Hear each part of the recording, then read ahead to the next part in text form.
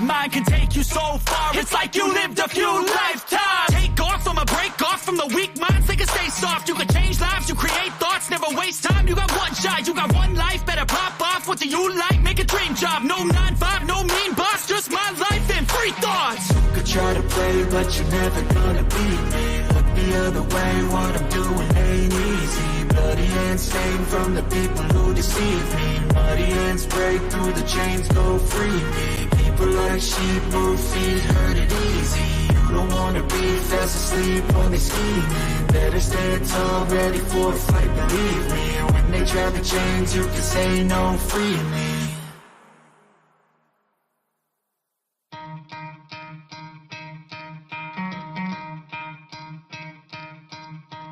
You could try to play, but you're never gonna beat me. Look the other way, what I'm doing ain't easy. Bloody hands stained from the people who deceive me. Muddy hands break through the chains, go free me. Looking for change, looking for pain. Pulling a mob, pushing a train. I'll never stop, stick to a lane. Pick up the pieces and go rearrange. I'll be the best above all the rest, put me to the test.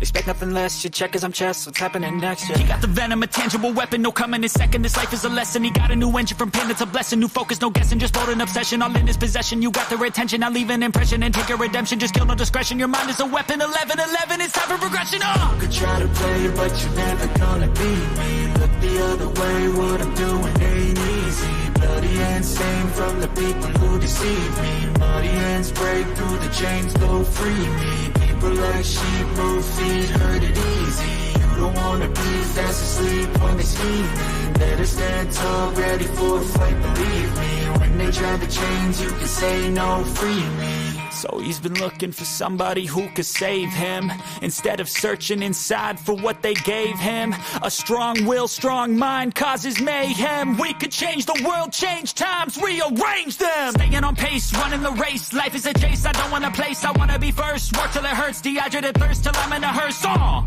High ambitions and the right mind can take you so far. It's like you lived a few lifetimes. Take off, I'ma break off from the weak minds. They can stay soft. You can change lives, you create thoughts. Never waste time. You got one shot, you got one life. Better pop off. What do you like? Make a dream job. No 9-5, no mean boss. Just my life and free thoughts. You could try to play, but you're never gonna beat me. Look the other way, what I'm doing ain't easy. Bloody hands stained from the people who deceive me. Muddy hands break through the chains, go free me. People like sheep move feet, hurt it easy. You don't wanna be fast asleep when they scheming. Better stand tall, ready for a fight, believe me. When they drag the chains, you can say no, free me.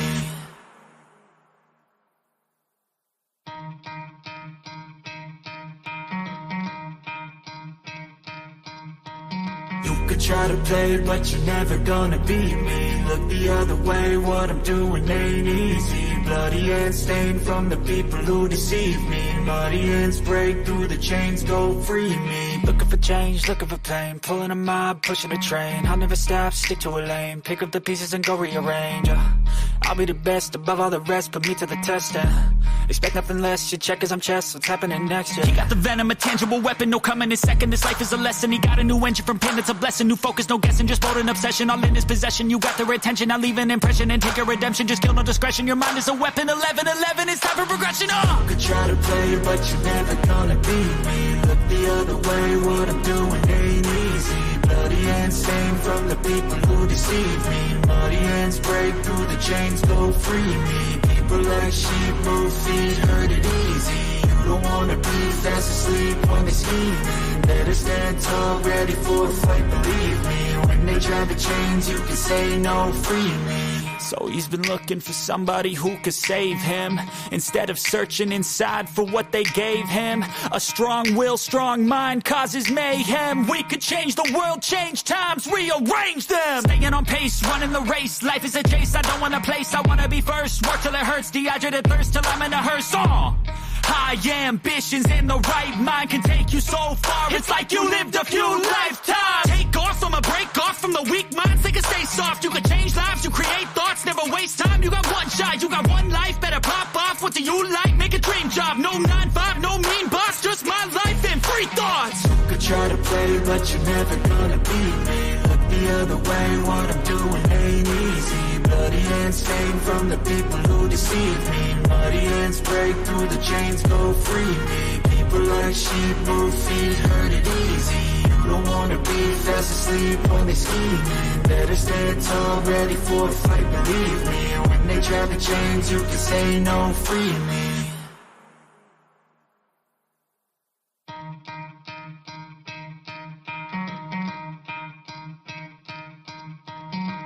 Try to play, but you're never gonna beat me. Look the other way, what I'm doing ain't easy. Bloody hands stained from the people who deceive me. Muddy hands break through the chains, go free me. Looking for change, looking for pain, pulling a mob, pushing a train. I'll never stop, stick to a lane, pick up the pieces and go rearrange.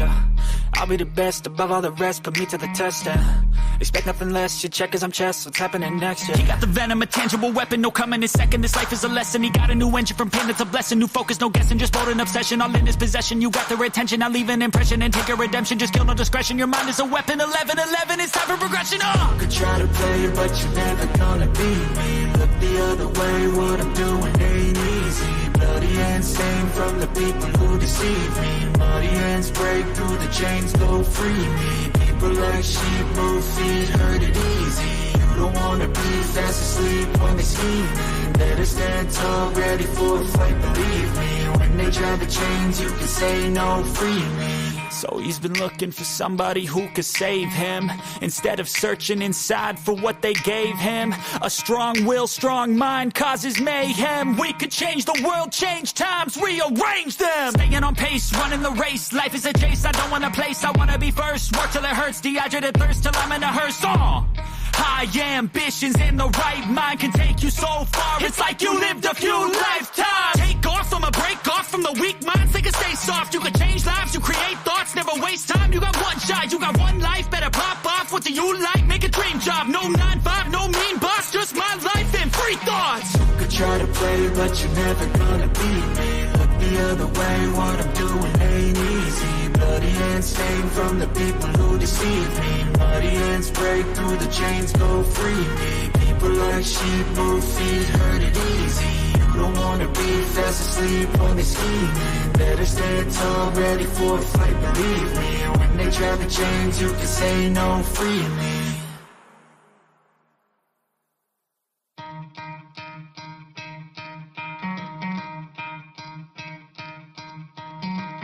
Try to play, but you're never gonna beat me. Look the other way, what I'm doing ain't easy. Bloody hands stained from the people who deceive me. Muddy hands break through the chains, go free me. Looking for change, looking for pain, pulling a mob, pushing a train. I'll never stop, stick to a lane, pick up the pieces and go rearrange.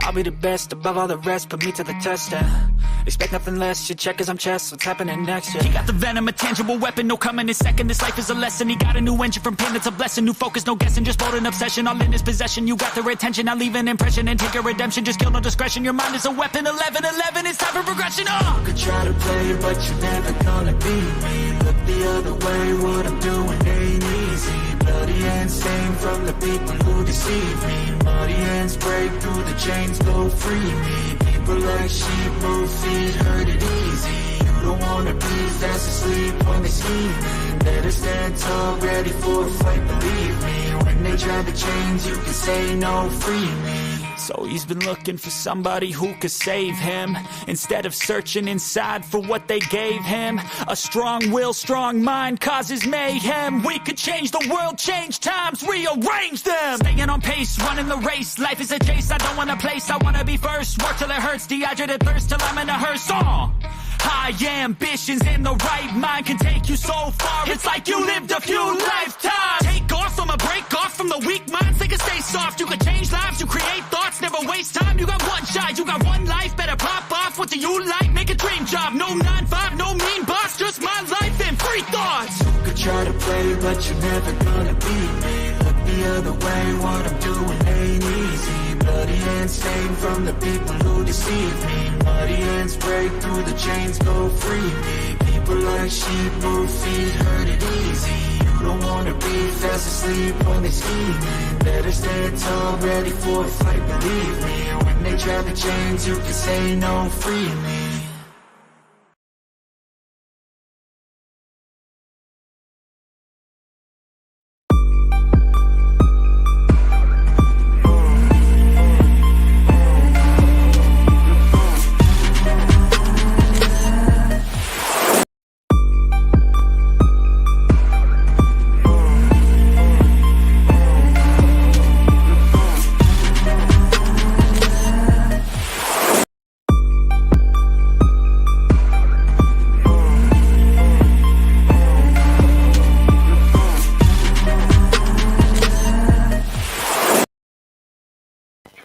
Yes, people, welcome back to Chelsea Perspective. Welcome back to another show on Chelsea Perspective, specifically the UEFA Champions League predicted lineup for Chelsea Football Club, which is going to be played on Wednesday versus Salzburg at the Bridge. And we're here to try to correctly predict the lineup of the players that Graham Potter would pick for the game. Again, more importantly, good morning, good afternoon, and good evening. I wholeheartedly offer whatever suits your time zone. Please do accept that. Sit back, relax, and let's get straight into the show.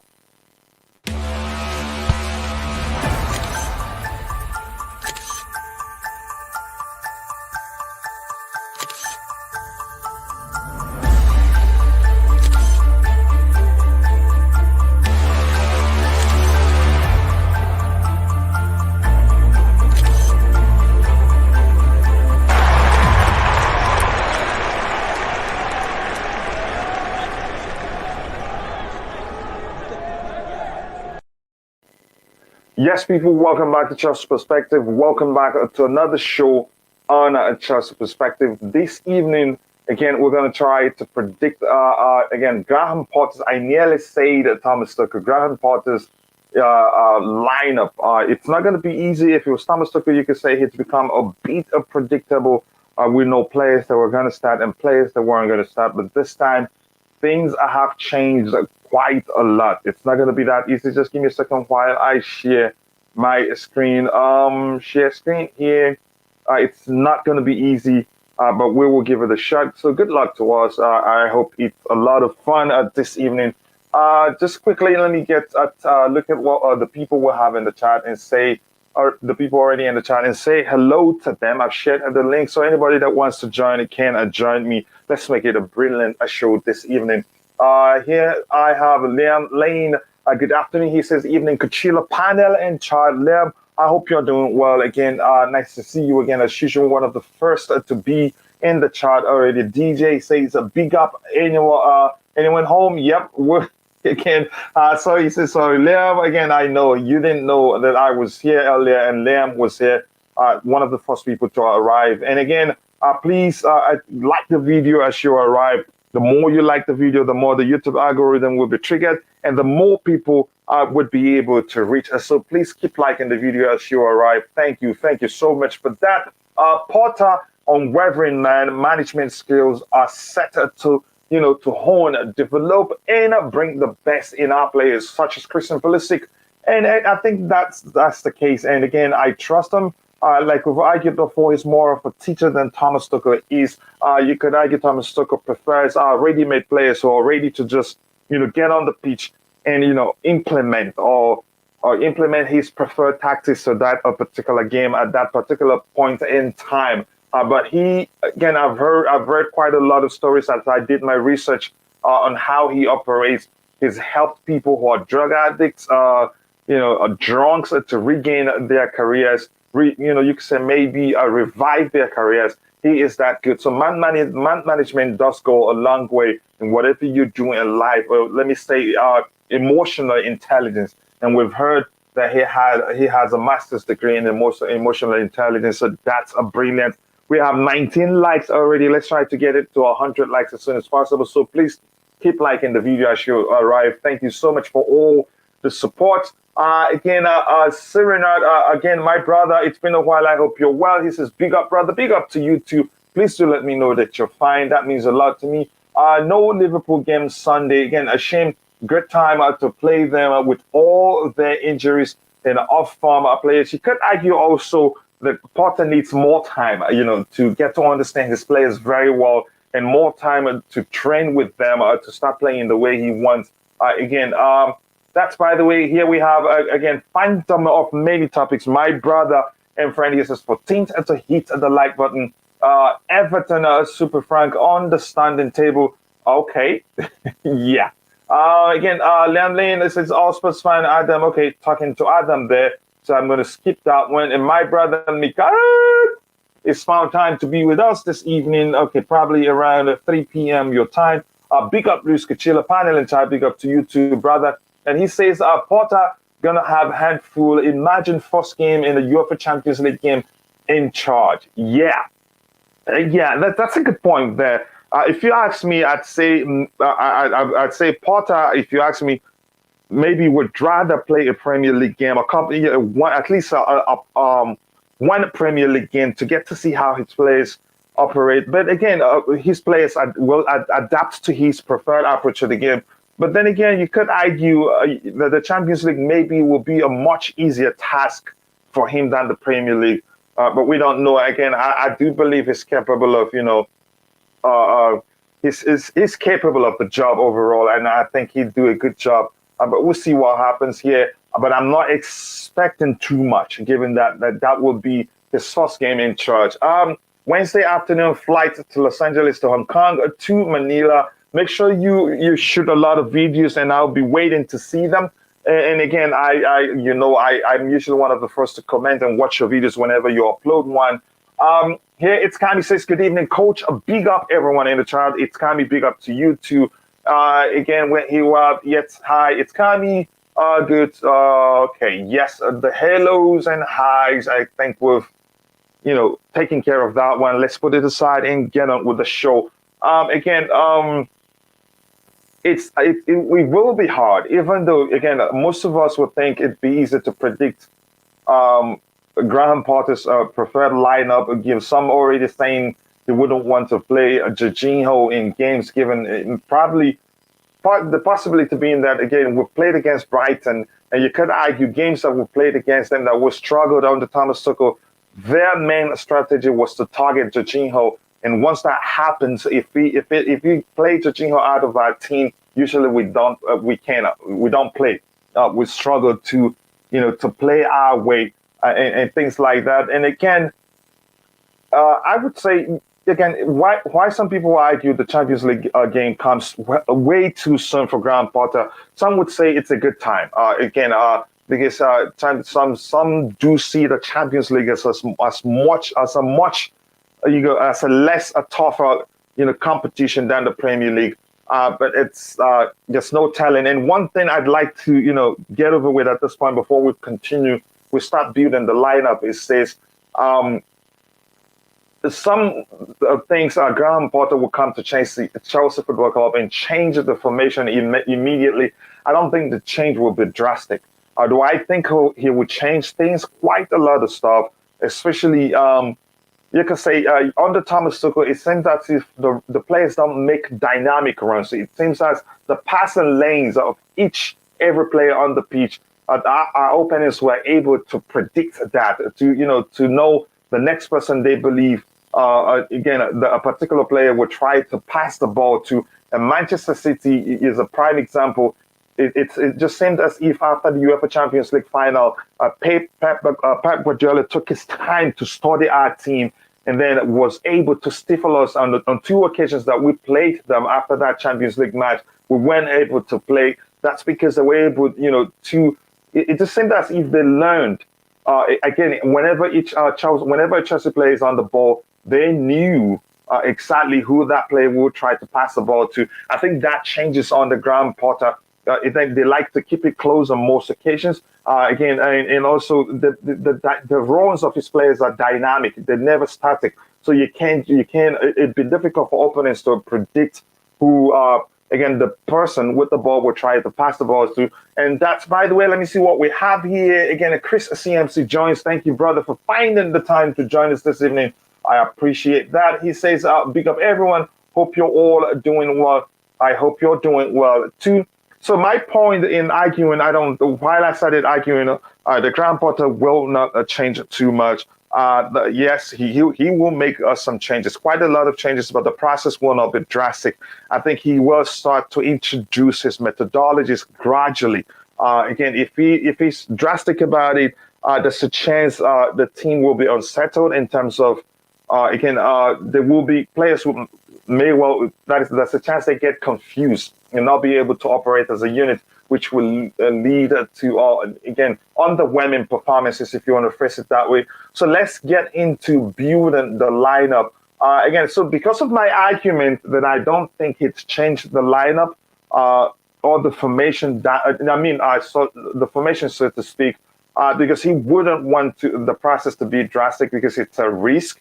And the good thing is he's on occasions, you could say predominantly, he's played with a three at the back formation, again, which makes it an easier transition from Brighton to Chelsea Football Club. So I think you'd see us start with a three at the back formation on Wednesday, because that will make the whole thing easier for him and will make it easier for the players, to adapt to the manager's preferred approach. DJ, bigger brother, and welcome to the panel. How are you doing? Hey, big up, Cucurella. How you doing, brother? You all right? I can't complain. Go ahead. You were saying something, sorry. No, listen. It's obviously good to be back on your show again with you, talking with you as always, chatting football, talking tactics and obviously team news, and big up to everybody in the chat, really. Mm-hmm. Yep, thank you, and always nice to have you on, DJ. Let me ask you this, DJ, again, we know he's going to change things. Yeah. Do you think he'd take it gradually, or do you think he'd be drastic about it? No, he still plays. For me, he's probably going to stay with the three at the back, at least for a little while, until he gets used to the plays around him, to see what the plays are, to play the formation he wants to play. But he will make changes in the team. But I still think for the time being, we'll stay with the three at the back. Yeah, I think that would be easier for him because already, again, I think it wouldn't make sense to try to introduce something the players are not used to instantly. They'd be confused. That's how I see it. Again, but I'm excited, and I wanted to ask you this, DJ. Some people argue that we were boring under Thomas Tuchel. Do you buy that idea? No, listen. I'm not gonna say that at all, Cucurella. I think what people have got to remember with Thomas Tuchel, and I'm still one of the gutted fans, and that he's still gutted. He's gone, to be honest with you, because I thought he had a very short stint at the football club, especially after the money that was spent and what he done for us. Especially when we were going through the sanctions, how the man stuck by us, and then to be given the sack the way that he did, I think is just for me. I think was a little bit out of character by Todd Bowley. I think Thomas Tuchel should have been given time. I think he'd have turned things around personally. But look, it didn't unfortunately happen. Obviously, as I said, I'm gutted by it still because I really wanted Thomas Tuchel to get his new contracts and stay on and do this project that he was obviously promised to do. But look, as I said, it's not happened now. I get why people are saying we played some boring football. Yeah, sometimes I get that fact as well. That's only because, people have got to understand one thing, all right? We were just a cup team. We were never ever going to win the Premiership with the players that we had. That was all going to come afterwards. People have got to remember we are a cup team at the moment, and that's how it's going to be. This is why I said to you guys, and I've said it on your stream, I've said it on August's stream. We're not going to win the Premiership this season. And usually I'm a positive Chelsea fan, but I also look at facts and reality as well. And at this moment in time, we are a cup team, and and until that changes otherwise. It will continue to be that way. I think things will be built under Potter, and I think he can get us where he need. I think eventually he'll get us where we need to get. But at this moment in time, I do believe we're a cup team at the moment. Yeah, again, you could argue that, and DJ, you know me too well. You know how much I love Thomas Tuchel. But again, I like to always keep it as subjective as possible. As much as I love him, I think you could argue the notion that we play boring football, you could say, comes from our approach to the game. Whenever we play low block teams or teams that defend deep, we seem to run out of ideas, always going sideways and backwards. Which some people will look at it and say, okay, that problem you could say comes down to him, us not having players who are able to still progress the ball, no matter how deep oppositions play. But that's, by the way, I get your argument really. And I don't blame anybody who argues that, because on occasions when we play teams that defend deep or low block teams, usually we keep the ball for like 5 million years, but won't get a single goal. So if that translates into people saying we play boring football, and I don't blame them. But that's, by the way, but that's not going to take away my love for Thomas Tuchel and how much I respect him and how I view him as a tactical genius.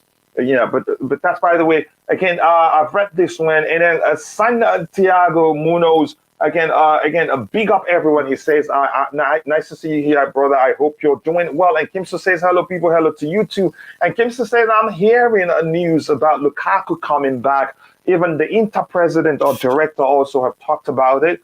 there's a possibility if he sees again, maybe if the club sees him as a solution to the striking problem, you could argue we still haven't, except if Aubameyang starts playing and starts firing on all cylinders, then there's a chance we'll say, okay, you know what, if you want to keep Lukaku, keep him. But I doubt they'd keep him because that would mean them forfeiting quite a lot of money, even if not all of them, but at least a considerable measure of the money we owe them due to the purchase of Lukaku. So I don't think it makes business sense to them. I think they probably would want to send Lukaku back to us. These are your thoughts.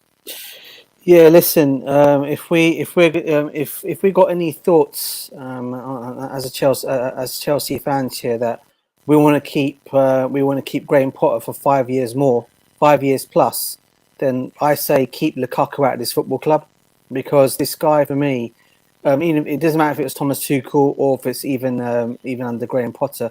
I think this guy's trouble, and I think there's only one reason why he'll come back to Chelsea. He now knows Thomas Tuchel is now gone. Inter Milan, all of a sudden, their owners now coming out and saying we may not want to keep him. I wonder why they may not want to keep him. Has he caused some issues down there? Practically because they really don't want to keep him, and that was why I had the problem with the contract. There was no obligation to buy him. Exactly. There was and no. The problem is he comes back older. He does. And the problem we're going to have, though, as well, Cucurella, is, as I said to you before, as I said earlier on, I mean, if Aubameyang is hitting firing on all cylinders, mate, we don't need Lukaku back in this team. It's as simple as that. Bro, if the two of them started doing well and we're scoring goals left, right, and center, I don't think that'd be needed to take him. But the issue is, I'm suspecting we're stuck with him. Inter, it will be a big L for them if they decide to keep him. But go ahead. Man, it'll be honestly. I can see it being. Honestly, I already can see it being a disaster if he was to come back to the football. I know there are some Chelsea outlets in terms of channels that actually wanting Lukaku to come back. I won't name the names of who they are. I think most people probably reading on the comments section here will probably know what I'm talking about, saying about how Thomas Tuchel ruined the player. He's gone off to Inter Milan. Now he's going to be born. I think everyone knows what I'm talking about. I'm sorry, this guy may be calling himself proper Chelsea, and he's quite big in the community. Go ahead. Mm-hmm. I think you might know what I'm talking about. Go ahead. I'm with you. This guy is the same guy who after Thomas Tuchel, who literally before Thomas Tuchel was sacked, went on YouTube and did a video, literally more or less saying how Thomas Tuchel wasn't the right guy for this job. The players have just lost interest in playing for this guy. And yet it was just the same guy who said, "Oh, thank you, Thomas Tuchel, for winning us a Champions League." Yet he goes back, flip-flopping everywhere. Flip-flops back at him so quickly because things start going a bit out of hand. And all of a sudden, that what Lukaku apparently, what everyone knows what Lukaku did, why it didn't work out at Chelsea. All of a sudden, he's become Lukaku's big fan again. I mean, that for me is called a proper flip-flop Chelsea fan. I got this is one of the reasons why I've got no respect for people like that, to be honest with you, because they just switch so quickly. All of a sudden, Thomas Tuchel's the bad guy. Lukaku's is the good guy now in all this, and we literally have to welcome Lukaku back with open arms next season. I ain't going to welcome him back with open arms next season. The guy proved at Chelsea when he came over, he didn't want to be there. You could see. I mean, he started off well. His attitude clearly did not want to be there.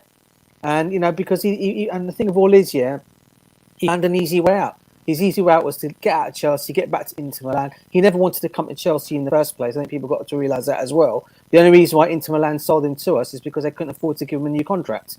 So Chelsea stupidly went and spent the 97 million on him to bring him back to Chelsea. But hey, that subject, I guess, is for another day. But I'll put, but on the what do you call level, I wouldn't take him back to Chelsea in a heartbeat at all, mate.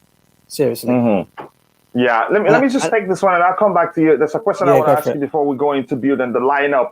And here we have a phantom of many topics says trade Lukaku for Rice. I don't think that's even possible in a million years because West Ham United will be looking at his value. The selling value is important to every club. And it doesn't. Lukaku's gone back to Inter Milan. Yes, he scored a few goals, but you can't say he's firing on all cylinders. You can't say that. And that's, we knew, I think, before time that, again, he was going to have problems at Inter Milan for two obvious reasons.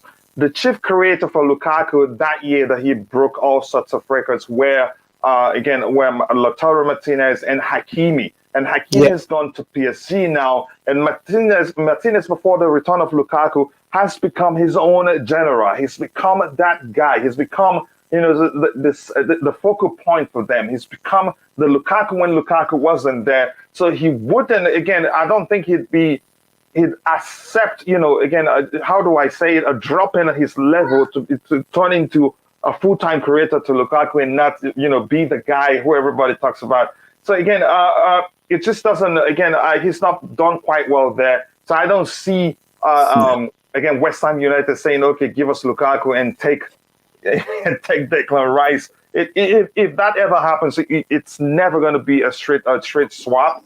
I think money will be involved. You have to give them even more money for them to take Lukaku and say, okay, we agree. But that's, by the way, here Just Viola says a big up, a Cucurella and a DJ. Big up to you to Just Viola. Big up to you. Yep, the queen of the house, I hope you're doing well. Thank you for finding time to join the show to help keep things clean. I appreciate that. Again, hello, everyone in the chat. Big up, Just Viola says, Santiago Munoz. Thank you for finding time to join. DJ, what I want to ask you, we know, by default, everybody, has a clean slate now. Yeah. But the truth is, we as the fans, we usually do what is called winners and losers. For you, who do you think will be the winners and who will be the losers on the Grand Porter? Let's do that before we get into the lineup proper. I'm putting you on the spot, right? And I enjoy watching. I enjoy watching you be there. Yeah, go ahead. I'm listening, DJ. Who's going to be who for me? Look, I think Jorginho is going to come under the spotlight. I'll pick him out straight away in that team because let's be honest, he's got 1 year left on his contract. There's no talks of a renew. You think what category do you say Jorginho will fall into? Sorry, you said Jorginho. I think he falls into that category of losers. Losers, I think. Yeah. How about the rumors that Graham Potter is saying he's going to be pivotal to his to his team at Chelsea?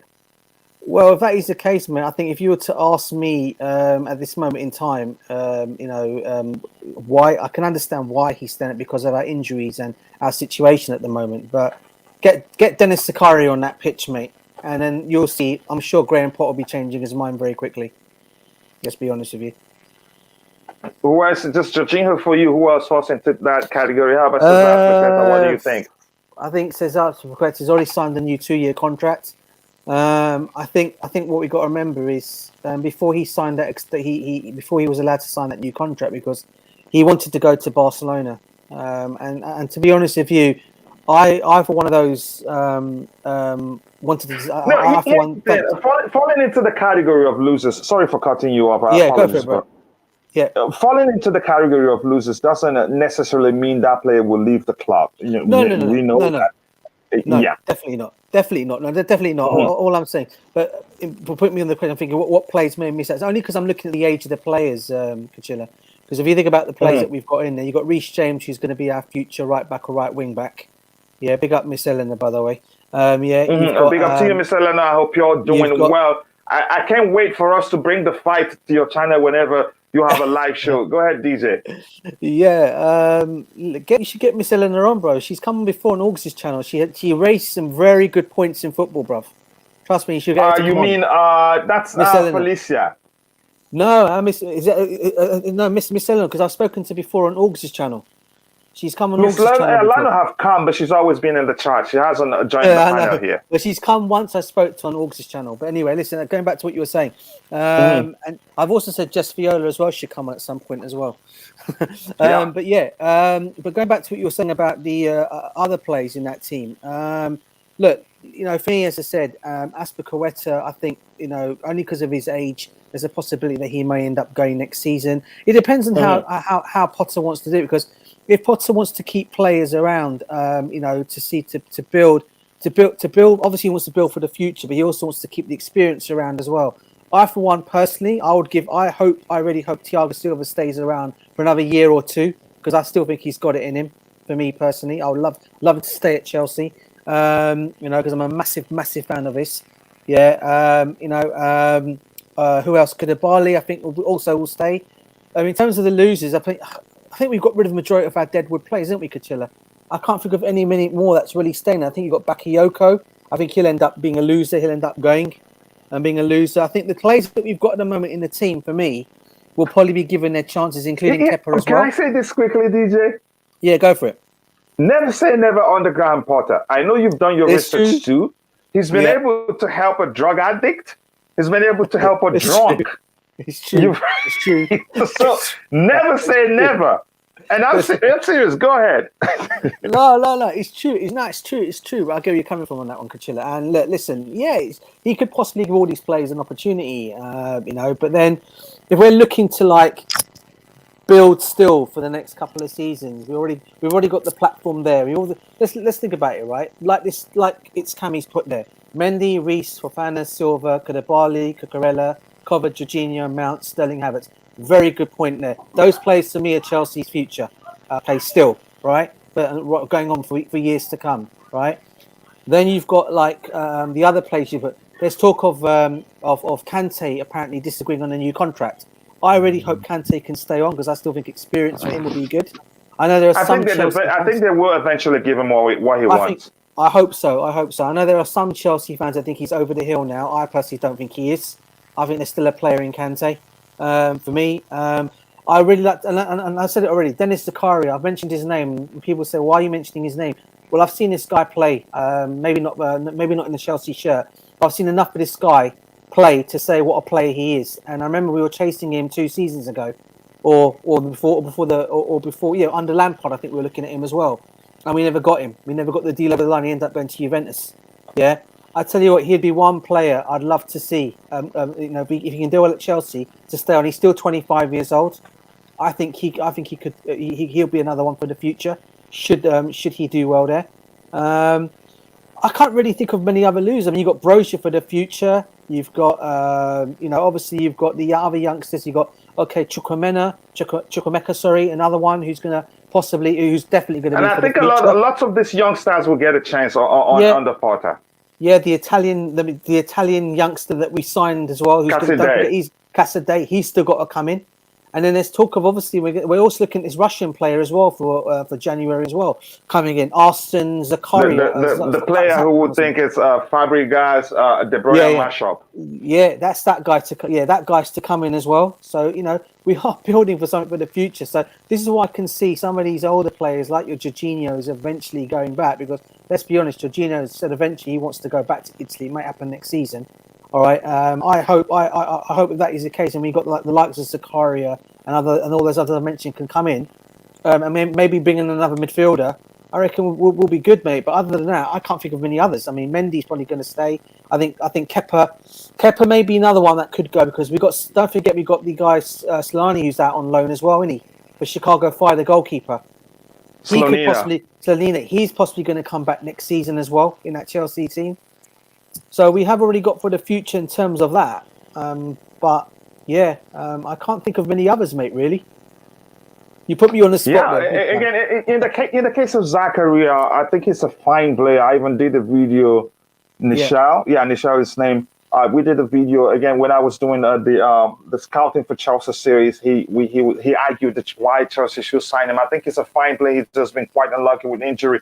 And I'm thinking his case will most likely be something, again, the case of Kovacic, because people are underrating him now. They don't think he'd perform, but I think we'd be surprised what he'd be able to do for us. And we're getting him on the cheap, so it will be a bargain buy for us, and I hope he does well. Roger, welcome to the panel. How are you doing, brother? Good evening. I'm splendid, thank you. Oh, thank you. Thank you very much. Nice to hear. Yeah. So I'm going to start by asking you this. Let's get that one over before we go into building the lineup. I'm sure you're well acquainted with what we call the winners and losers who benefit from the arrival of Graham Potter. In case, for instance, Ruben Loftus-cheek could become a winner in the sense that he'd be moved further, closer to the final third as an 8, or maybe as a 10. But what players do you think, however, again, who falls into the category of the losers and the winners for you? That is a tough question. Yeah, and I like doing that to people. Yeah, no, and it's well done. There's several. I'm hoping Chalobah will become a winner. I'm hoping that he can be recognised. But I've watched him a lot, and I really like him. I know he's had a couple of bad moments, but he's so young, and you have to bleed him, you know. So Chalobah I like. I want to ask you a question actually, and when I say I'm asking the question, it's about answering the question you've just given me. Do we know any specifics about players that are out on loan that we can recall, like an Ethan Ampadu or Cullen Hudson-Odoi? The both of them. I think we can recall Hudson-Odoi in January if need be. Am I correct, DJ? Yeah, from what I've heard, there's a possibility he might be coming back in January. Callum Hudson-Odoi. Yeah, Ampadu the same thing. I'm not really sure about the deal, but the only thing I heard from the president of the club where he went on loan to is that we still trust him. We still know he has the potential. I think Ampadu could be a winner too. But go ahead, Ampadu, Callum Hudson-Odoi, who again can come back? I'm not sure. DJ, any other player you think can come back? There's another one. There's a few, in fact. There's Dujo Sterling who can come back if we need to get a right back cover for Reece James. He's another one who's out on loan at the moment. I do believe the other guy. In fact, I think he might have actually signed for 2 years. I can't remember the one who signed the Dutch left back. But I don't know. I think we're already good in that area. I can't see the likes of Cucurella and Reece and Ben Chilwell being changed very quickly. So he could come back as that possibility. Then you've also got the young kid, the one who's gone back to, I think, is he gone to Huddersfield back on loan? The one who came... He went to a Russian team last season, got an injury, came back to Chelsea, went back out on loan again. Anjorin, Tino Anjorin. Yeah.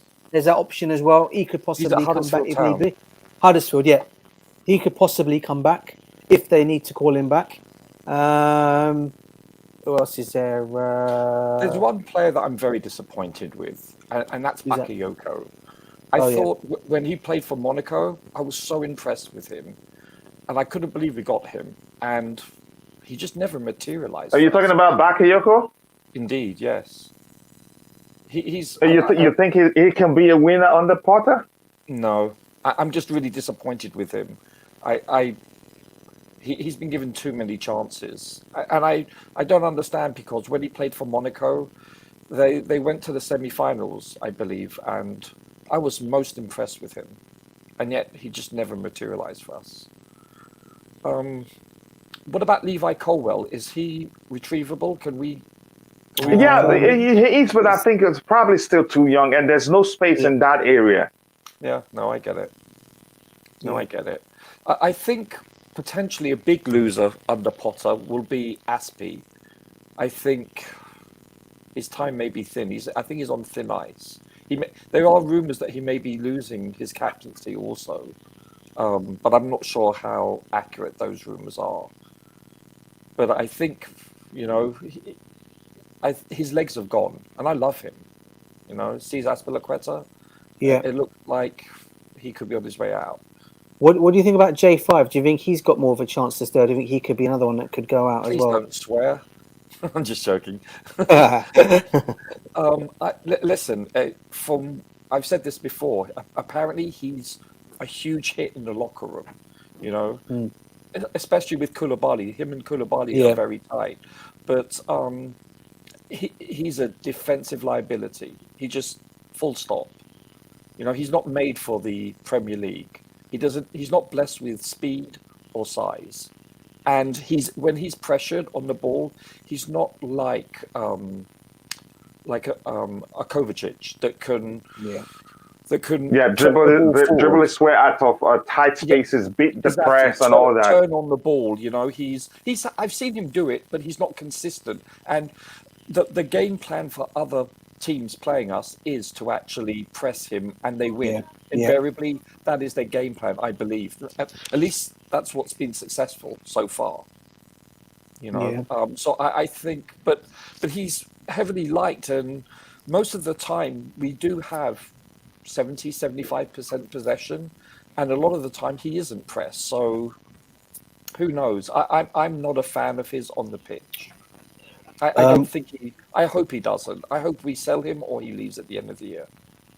I just want to say something about Selena. Selena, his season ends at Christmas time, so he'll be coming to us in January. Yes. Yep. December, January. So that's a good thing.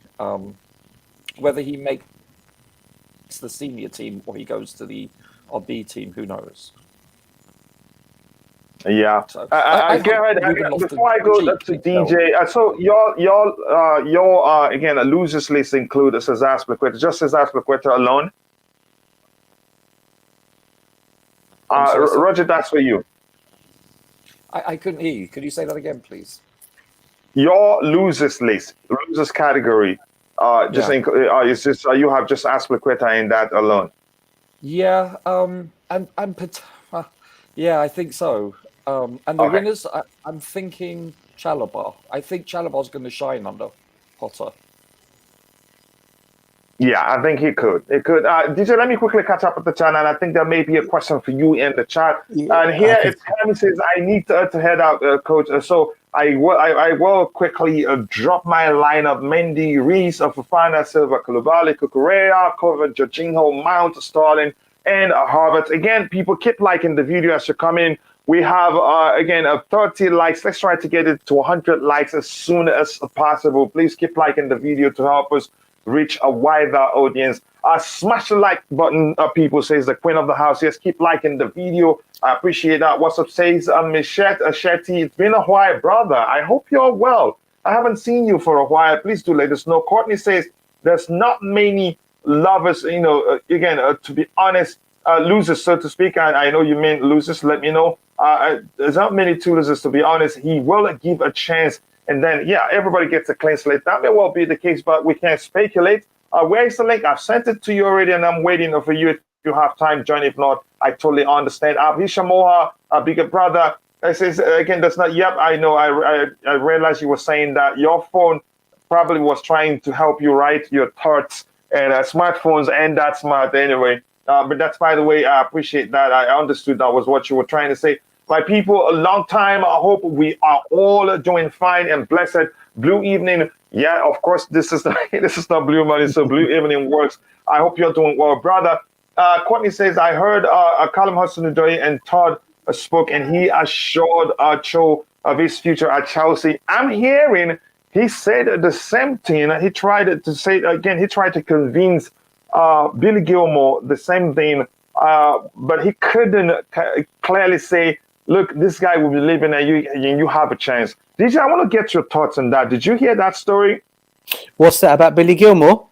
Yeah, about Todd Foley trying to convince him not to go. Yes. Which, from my understanding of that article, or maybe a short story, simply means he was trying to get him to understand that Thomas Tuchel will probably, most likely leave, so you should stay, you will get your chance. What do you think?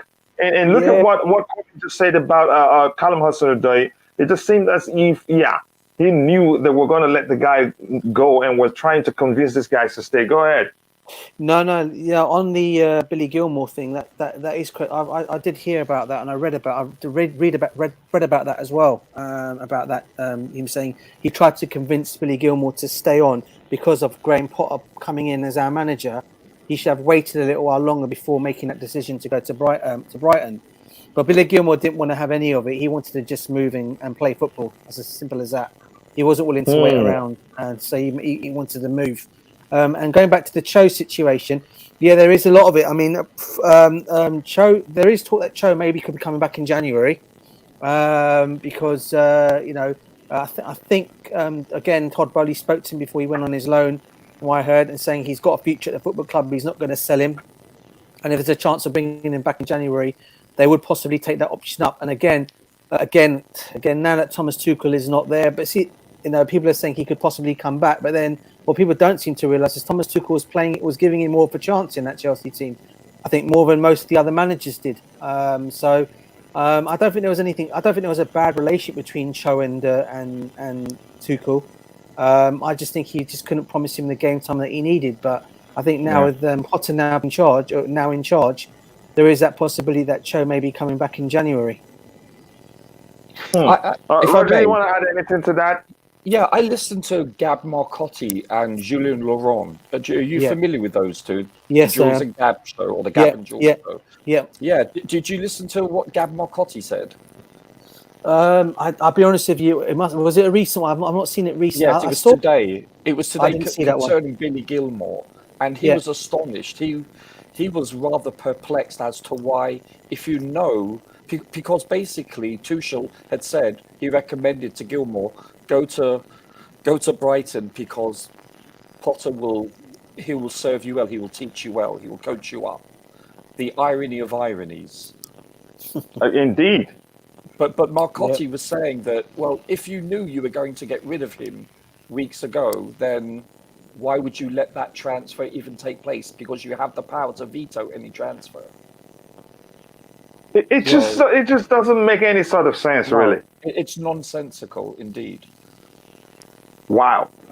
Okay. Let's see again. Let's get what we have in the chat, and we'll go on to building the lineup. And foul of Diaz, my brother, aka Boogeyman, says all the old experienced players will become winners. When coach changes during the season, he is likely to rebuild from the experienced players. Again, you can trust those more than the younger players. I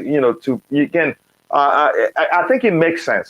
They are the ones who probably most likely to adapt to you can say, a foreign tactic easier than the younger ones who probably, you could say, are not that good at adapting to new tactics and a new approach to football. I think that argument makes perfect sense. So that qualifies for delicious comments, I must say.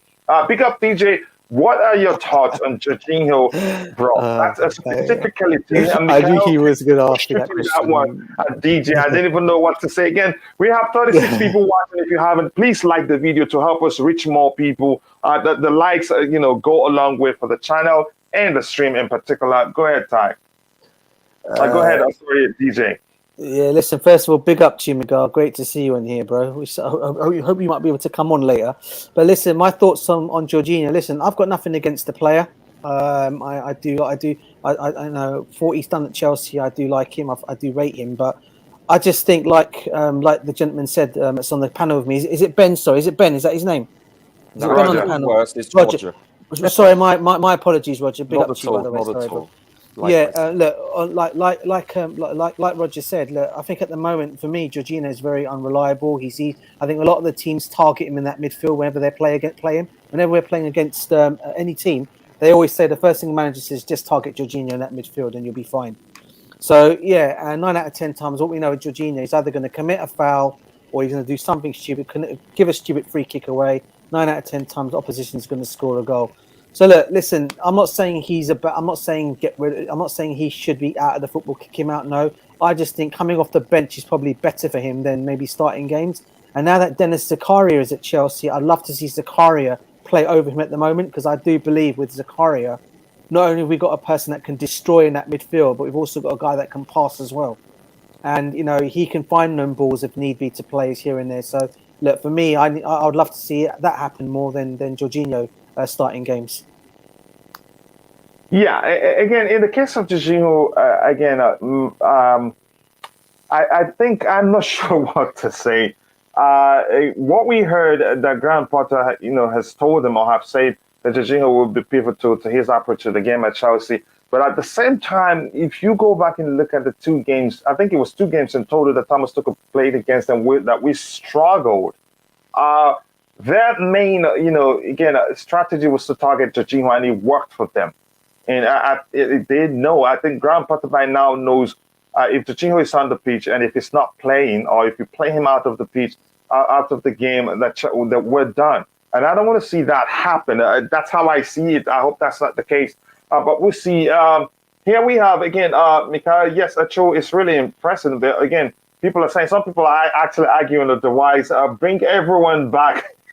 That's a serious hashtag right there. But good luck. But we see what happens here. My win is Ruben Loftus-cheek. I thought the same too. Chalobah, the same. Broya the same. Losers might be loser. A single loser for you, Aspi. That's a chance that's the case. But he's in my list, but I think Jorginho joins that list. I'd be surprised if the case is otherwise. Alba starts on Wednesday. He will score. We will get to that in a bit. Again, saying hi to Kim. So let's see again. Let's get into the lineup. DJ, let me get you started, putting you on the spot again. The goalkeeper position. What do you think will happen? That's a tough one now, because I know I'll usually 9 out of 10 times I'll just say to you straight away, because as you know, Mendy in goal straight away for me. But I just think because of what's been going on with Mendy at the moment, there's a possibility he may start Kepa in the goal. But if I was to choose myself, I'd put Mendy in goal. As much as most people I know, I think that may well happen. Again, as much as most Chelsea fans, if you put out a poll, again, you see majority will be calling for Arrizabalaga to start, and I believe you know why. You're well acquainted with the situation or how badly you could argue Kepa have done of late.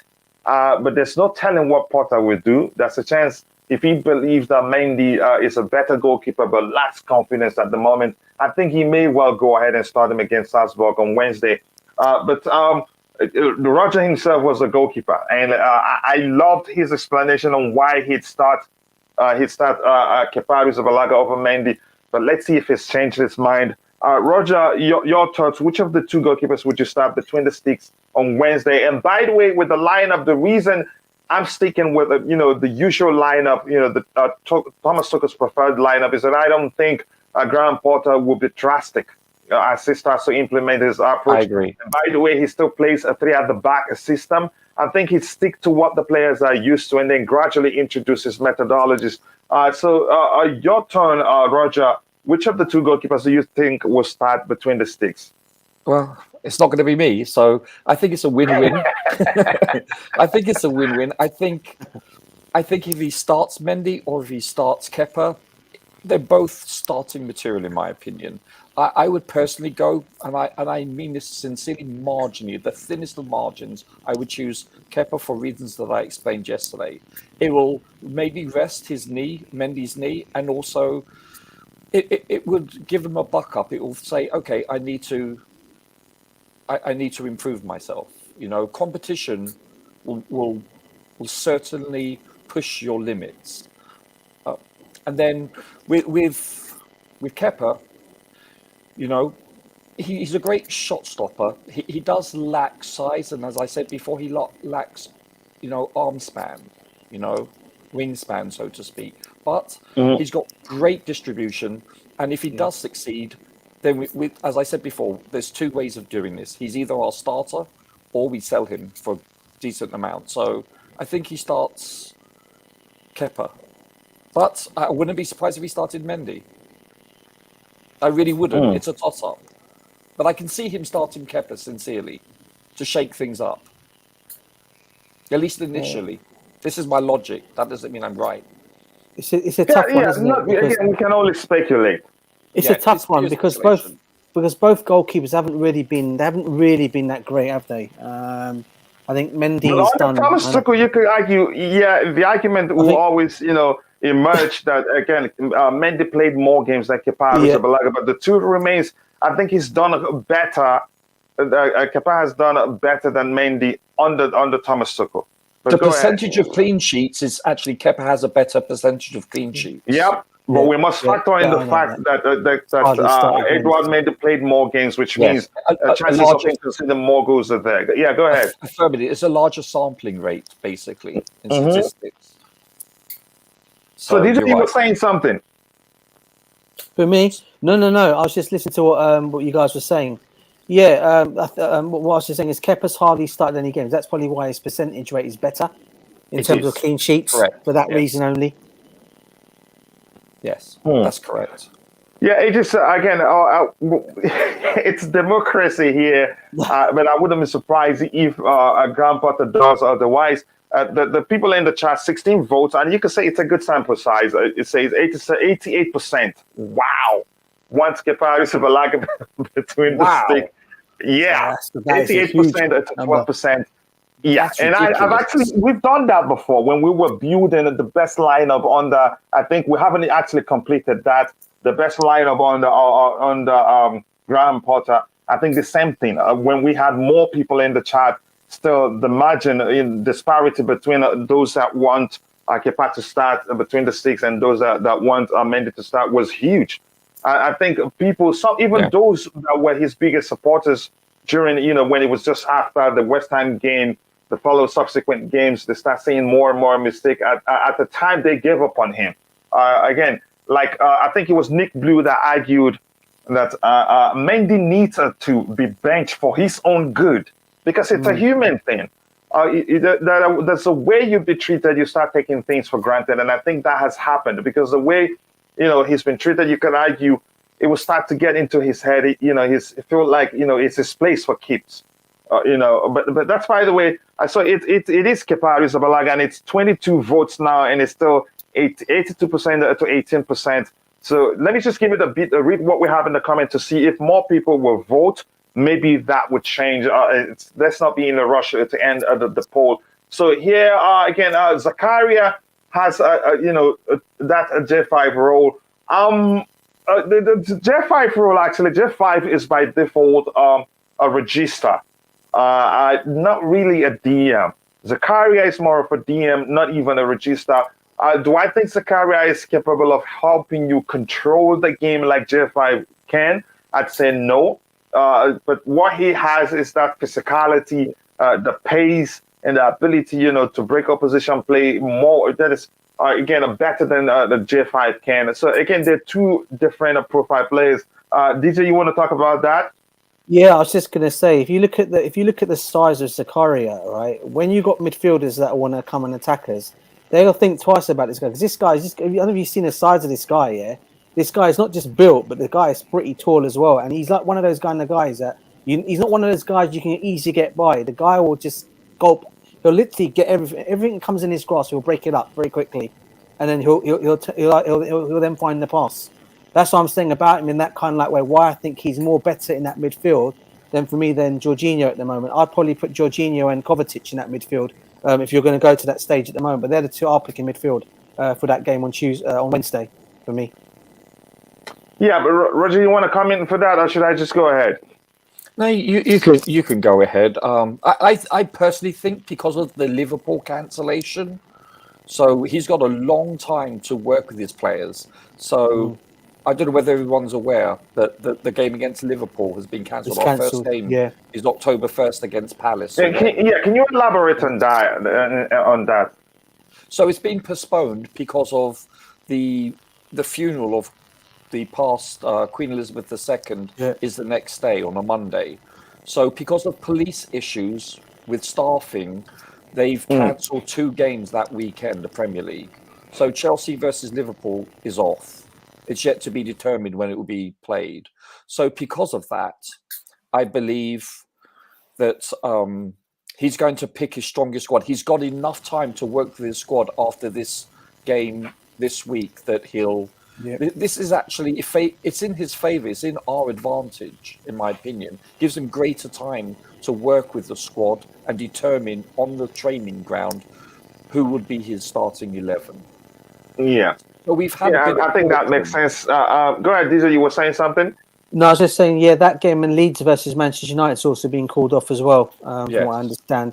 And going back to what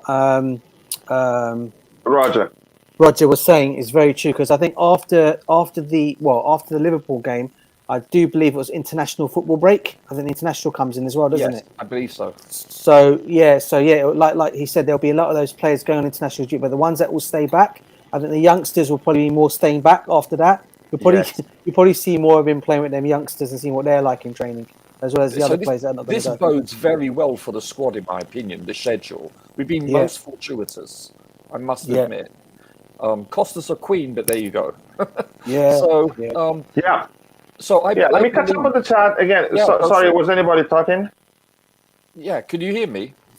Yeah. Sorry, no, I thought you were saying something when I started talking. Go ahead.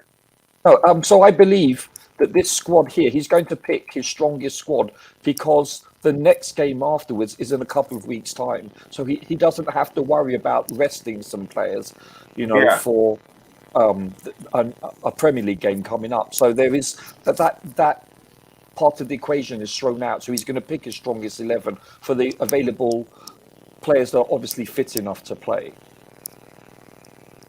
All right, let me catch up with the chat and now come back to the panel. Again, I've read that one. Again, Kepa, I know a lot of people were saying Kepa in goal. Please, again, it's not up to us.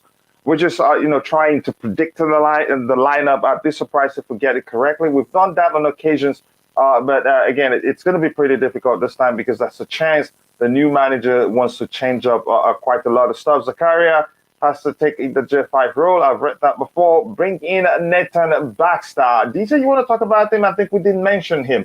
Do you think he falls into what category? How good is he on with his feet as a goalkeeper? And again, I think you probably know him better than I do. I don't know him that much. Yeah, he's a good upcoming goalkeeper, I have to say. But thanks for many topics. I can understand why he's saying that because of our. He's at Hull City, isn't he? Yeah. From what I do believe he's gone on loan there, or has he come back now? No, he's definitely gone back on loan again, isn't he? Yeah, I think it's Hull. It's very unlikely he will start. The only other goalkeeper we still got down there is Bettinelli, and there's no way he's in the starting point of Kepa or Mendy. So, correct. So no on that one.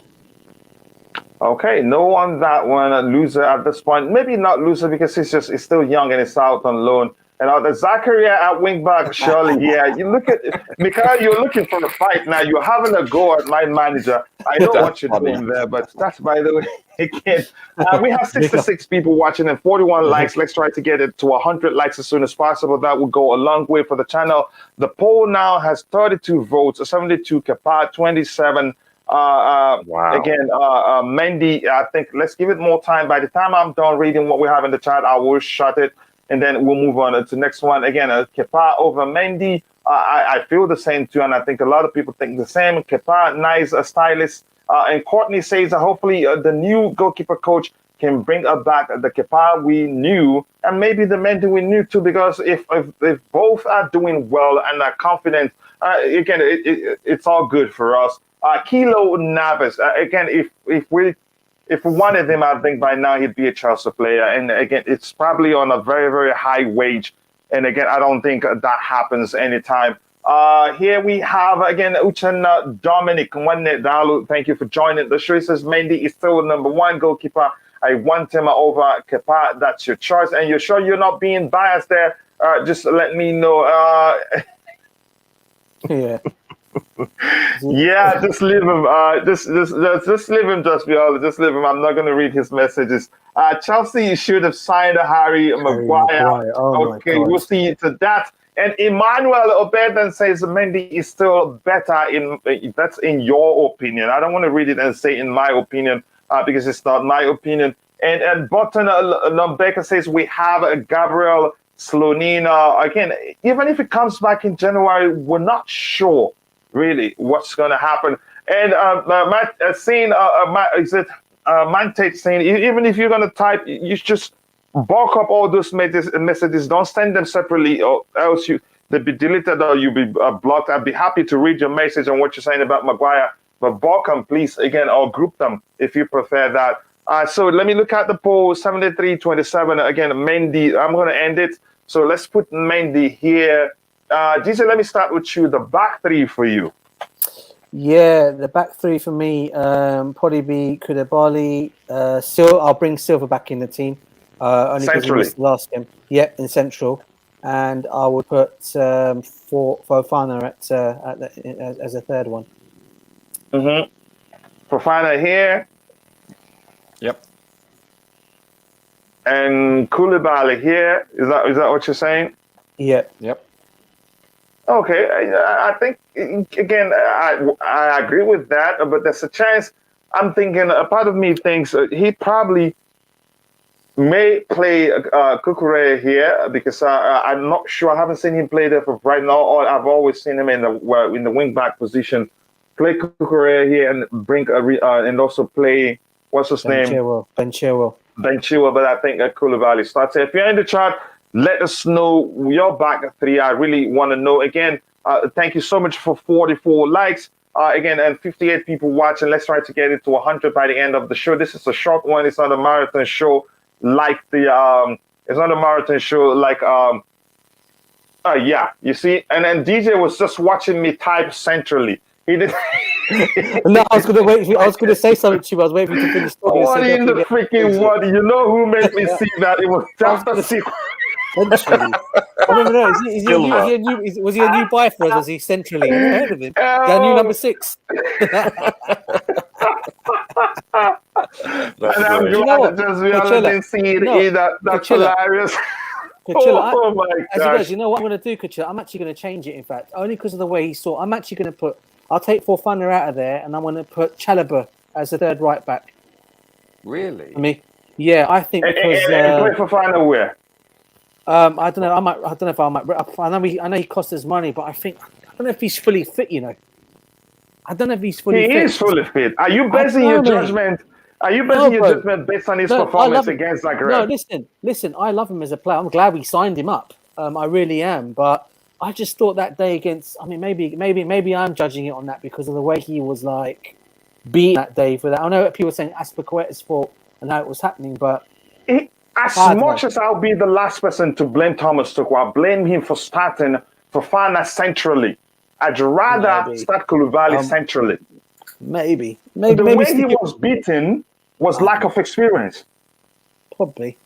I mean, I don't know. Believe me, that player, could have never gone beyond Koulibaly or Thiago Silva if they were the players we had centrally that day.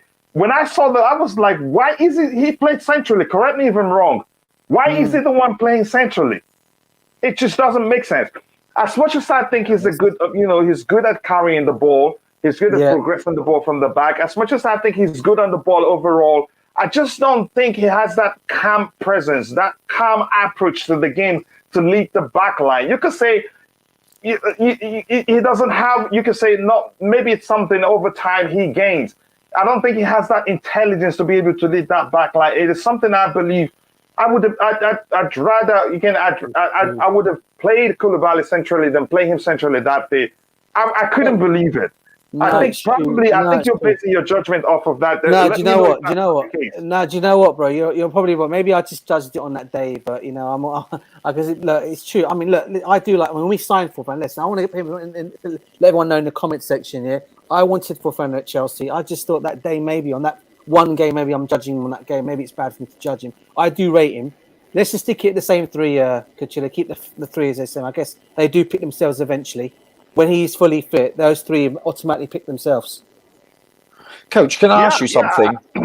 When we conceded that goal, there was basically just 2 at the back. Had you noticed? I believe Silva was more forward.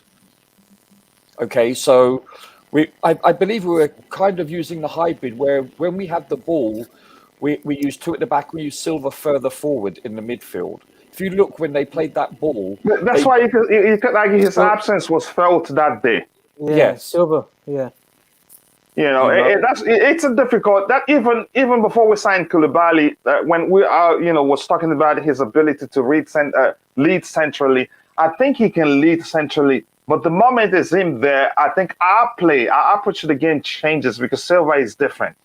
I agree. Very. He reads the game exceptionally well. He has to because of his experience. But I think if Fofana is not fit, he'll be subbed off and Chalobah will play for him in the 60th minute, let's say. So I think the starting, if we assume that he can last 60 minutes, I think the starting 3 will be our strongest formation. Yeah. No, I agree. 100% in that way. I mean, for me, that would be the future 3. That's the future 3, I think, for the remaining of the season. To be honest with you, mate, I really do. I think it would be the future 3. I guess I was just basing it on that mistake he made that day, and maybe it was wrong of me to judge him in that way. Assuming we keep a 3. I wouldn't blame him. He's still young, and that's very common with young players. They learn with experience. Probably when he watch it again over and over again, he'd probably realize, you know what, I could have taken one for the team and have the manager rearrange things. But I think he didn't want to risk a card. Plus, again, there are other ways he could have stopped the player, but he allowed the player outpace him and then coming in his front, then stopping him became even more difficult. Roger, you were saying something. Yeah, it was a schoolboy era. Koulibaly and Fofana both went forward. One should have stayed back. Yeah. You know, if anything, it's Koulibaly's naivety or lack of communication. I mean, you know, the back three, it takes time to gel. You know, and without an experienced captain like Silva, it was only, I guess it was a foregone conclusion this would transpire. Simple as that. Yeah. Again, it's something I think with experience, he learns how to handle such situations much better. Let me catch up with the chat again. The back three picks itself. I think you could argue that. Cucurella, I don't think coffee was the issue. It's just my mind is everywhere looking at the updates at the same time. And I'm glad you didn't see it, but this is hilarious here from Jafta.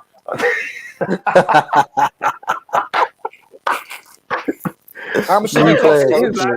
Whether we signed a new player called centrally. How much for, bro? How much for? Was it? Was he more than Koulibaly? Was he more than Fofana? Was he over 80 million? Sorry? Over 80 million, yeah. Yeah, the new player, right? Centrally, we're signed centrally. I think it's better. It's better than Maguire. 100% better than Maguire. That's hilarious. Nehemiah Fawale says Ronaldo is the GOAT, not Maguire. Okay, I get you responding to the guy saying we should have signed Maguire. Again, Lumbeka said, to be honest, no boss will bench Fofana. The boy is good, but he's good, but I wouldn't start him centrally. I'd rather, again, play Koulibaly there and then move him to the left or the right. Again, he's used to playing on the flanks of the central defenders. Fofana costs too much for him not to be used. Yeah, no matter how you see it. But do I think the team will be rotated for Chalobah to get a chance to play? I think that will happen. We have too many games, again, for him not to get a chance. Fofana is RCB all day, all night. Chalobah will still get some game time. I agree with you, Coach, that it was wrong to start Fofana centrally. Yep, and we signed a new player called centrally.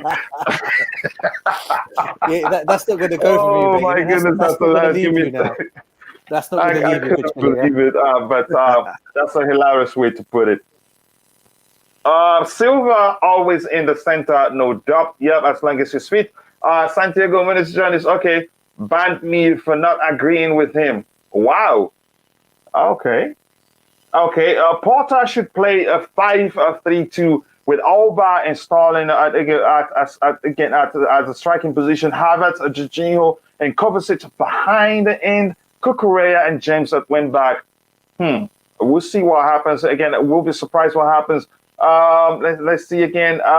Sain is trying to sell us Maguire. And if you're in the chat, please share the link to the sister channel, Soccer Perspective, so that Sain can go subscribe. Maybe he gets on the panel there when we talk about Manchester United. That will be awesome. Could we maybe see Porter start with a 4-3-3? No. He's played a variation of formations, but predominantly he's played a 3 at the back. He's also played one where you have one striker and one player behind him. Let me find it here so we'll look at it again. Okay, I still have it open. Here he's played, again, a 3-4-2-1, just like we traditionally play. But let me look at their other games. Let me look at other games they've played here. Let me just click on Brighton and look at the formations he's played before. Again, he doesn't shy away from, switching things up. Against West Ham United, have we looked at that one? Was that the one we just looked at? What's the formation here? Okay, 3-4-2-1. Again, that was probably the one we looked at. Does this have a back button? It doesn't have a back button.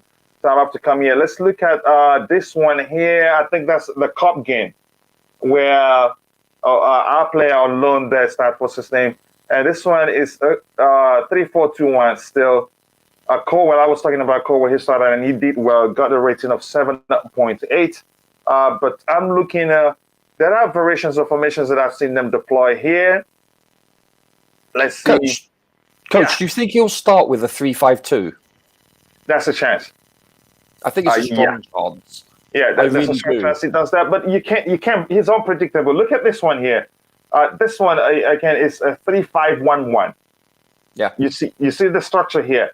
he overloads the midfield with three of midfielders here, three people here, plus the wing backs also. So he likes, again, more importantly, the basics of his approach to the game is to overload areas, whether in the attack, whether in the final third or in the midfield area. He likes to overload. That's why it's usually the midfield. No matter how tight, no matter how deep opposition's deep, they still play like, there's a lot of space, whereas the spaces are actually tiny. Go ahead. You were saying something, Roger. Yeah, I believe he likes to overpopulate the midfield. Yeah, more than most, which is good. Yeah. Yeah, because that's like I said. That's the reason why when you see his team playing, no matter how deep opposition or how tight oppositions oppress them, they still play like there's a lot of space, whereas the spaces aren't that big. That's usually an Italian coaching trait. Like Maximiliano Allegri will do that. Who's very, very strategic. His X's and O's. He game plans very well. Same with Ancelotti too. Yeah, Carlo is a master tactician and one of my favorite managers of all time. I have to say that. Again, a good one there. Again, if Porter, again, he will get sacked. I'm not sure that statement there is not complete. And for saying, here's the link to our sister channel. You can go subscribe. So that when we talk Manchester United, there you can get onto the panel too. 3 at the back, 5 back look almost similar. Both have either, again, LMs, coming back or wing backs going forward. It is, again, the approach, the application is what makes the difference. For instance, you could argue Kante is, I don't know how he does that. Kante's 3 at the back formation or system. You could argue, again, more defensively minded, but yet you see the wing backs bumping forward all the time. So there's no, again, he's just a bit difficult to quite understand. I like Potter's unpredictability. Over Tuchel's boring. Again, I get that. You don't like my manager, but that's by the way. Yeah. DJ, again, like I said, we just have to stick to this structure because we don't think he's going to make his changes or... No. It's not going to be drastic with the changes. So the 2-6-6 for you, let's call them the 2-6s, even if they operate just as CMs, it don't matter. Let's call them the 2-6s. Who do you think starts there?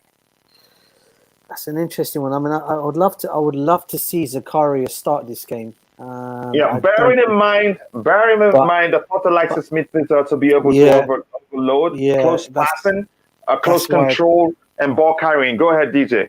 That's why I don't think he's probably going to start this game. So, this is a tough one. I mean, I probably will put Cover in there.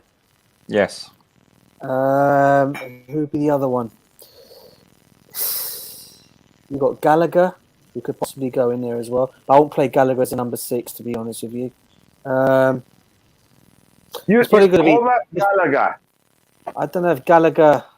I mean, he's tried that. I mean, if you're really concerned, if you really want proper protection for the defense, I think it has to be Kova. Even Kova Jorginho offers more protection for the defense than Kova Gallagher. Yeah, I mean, this is why I'm looking at it. And again, this team, I mean, look, I'll probably have to say for that, I probably would say J5, if that is the case. Yeah. You don't... Was that Cucurella? I don't think Zach has a chance. I would like to see Zakaria. Roger, how about you? Yeah, my gut tells me that he is going to start Kova and Jorginho, or Jorging. But, I would love for him to actually play Chalobah in there. I would love for him to surprise the heck out of me and put Chalobah in there. That would show... I don't think he'd risk it. I don't think he'd risk it. I think it's not worth the risk when he has, you could say players who specialize in fulfilling that role. Sure. And some who's played there for a while. Sometimes you could say Loftus-cheek can fulfill the Kovacic role, but I don't see a combo, a pairing of Loftus-cheek and Kovacic because both are pretty similar. Again, in terms of the hybrid of 8 and 6. Which I don't want to see Loftus-cheek there actually, but we may well see that happen. But go ahead, Roger. Yeah, I wouldn't risk it for a biscuit. I would say, remember that? I think he would play Jorginho and Kova, but I would love for him to play Kova and Chalobah. If he mixed it up that way, I would be so happy. That would give me defensive stability for sure. Yeah, here's the thing. If he's planning on playing a three at the back, because usually the reason teams usually play to the double pivot is to provide a proper protection for the defense here, because these guys are more. Yes. The primary responsibilities isn't really to defense but to attack. So that really leaves this three guys here vulnerable. So it makes it easier. The double pivot makes it easier for either of these two, if it's on the right hand side, for this guy to drift to the right to cover for this guy here. And on the left-hand side, this guy can easily drift to the left to cover for this number 7 if he bumps forward. That's usually the main reason why teams play 2 6s. Some people, maybe it's hybrid for some. Again, it depends on the manager. The application differs for different managers. But go ahead, Roger. The reason why I would like for him to play there, like an Ethan Ampadu for starters, is because they're more defensive-minded and they can read the game better from a defensive perspective. You know, this is my logic. I've seen Ethan Ampadu play for Wales in a number 6. And he does it very well. He's done it a couple of times. Do you ever watch Wales play? He's been utilised as a number 6 before. Ethan Ampadu, he epitomizes this logic, so which is good. I don't think he will start Chalobah there. I'm just thinking out loud that it would be a good mix-up, in my opinion, because he can read the game. But Jorginho is a defensive liability, but he's a good passer. Chalobah is very good at passing on the carpet, having said that too, if you remember him last year. So, but we're predicting the mix is always important when you're playing 2 6s. Balance is key. Yeah, that's why, again, I call it the Kovacic role. Yes. Again, it's always important to have one who's able, to fulfill the role of the hybrid 6 and 8, which this guy here, usually it is Kovacic that does that. Gets further forward, help overload the final third, and be able to create chances even from deep here, or even get closer to the final, to the box there and create chances. So I think balance is key. Having a player who's defensive-minded to ensure proper protection, to be more disciplined. Whenever this guy bumps forward, he's always available to screen the back 3. Yeah. So but do you agree with these two is the most likely? I think because of Jorginho's experience, even if it's a Champions League, I think he does well. Your turn. Yes. Are you asking me, sir? Yeah, you. Yeah. Yeah. I believe this is the players he's going to pick. I would be shocked if he doesn't. Injuries aside, I would be shocked if Kova and Jorginho are not starting. Okay, let me see what we have in the chat. We'll come back in and continue with the work. Porter has never been sacked in his managerial career, whereas Tuchel has been sacked 3 times, and he bailed on Mainz 05, let them in a bad spot because he found a better opportunity. I get your argument there. Wouldn't you do the same if you were the coach of Mainz and Borussia Dortmund? They come calling for you. You'd go just like Graham Potter did too. He bailed on Brighton to join Chelsea Football Club. So if you want to make that comparison, but I get your argument there. Thank you for that. Brother. Do I think Potter would do well? I think he'd do well, and there's a chance he does even better than Thomas Tuchel. There's no option other than Jorginho. I think that's the most likely combination, except if he plays with a 4 at the back system. So I will say Potter is more professional. Again, a record may well prove you right. Jorginho,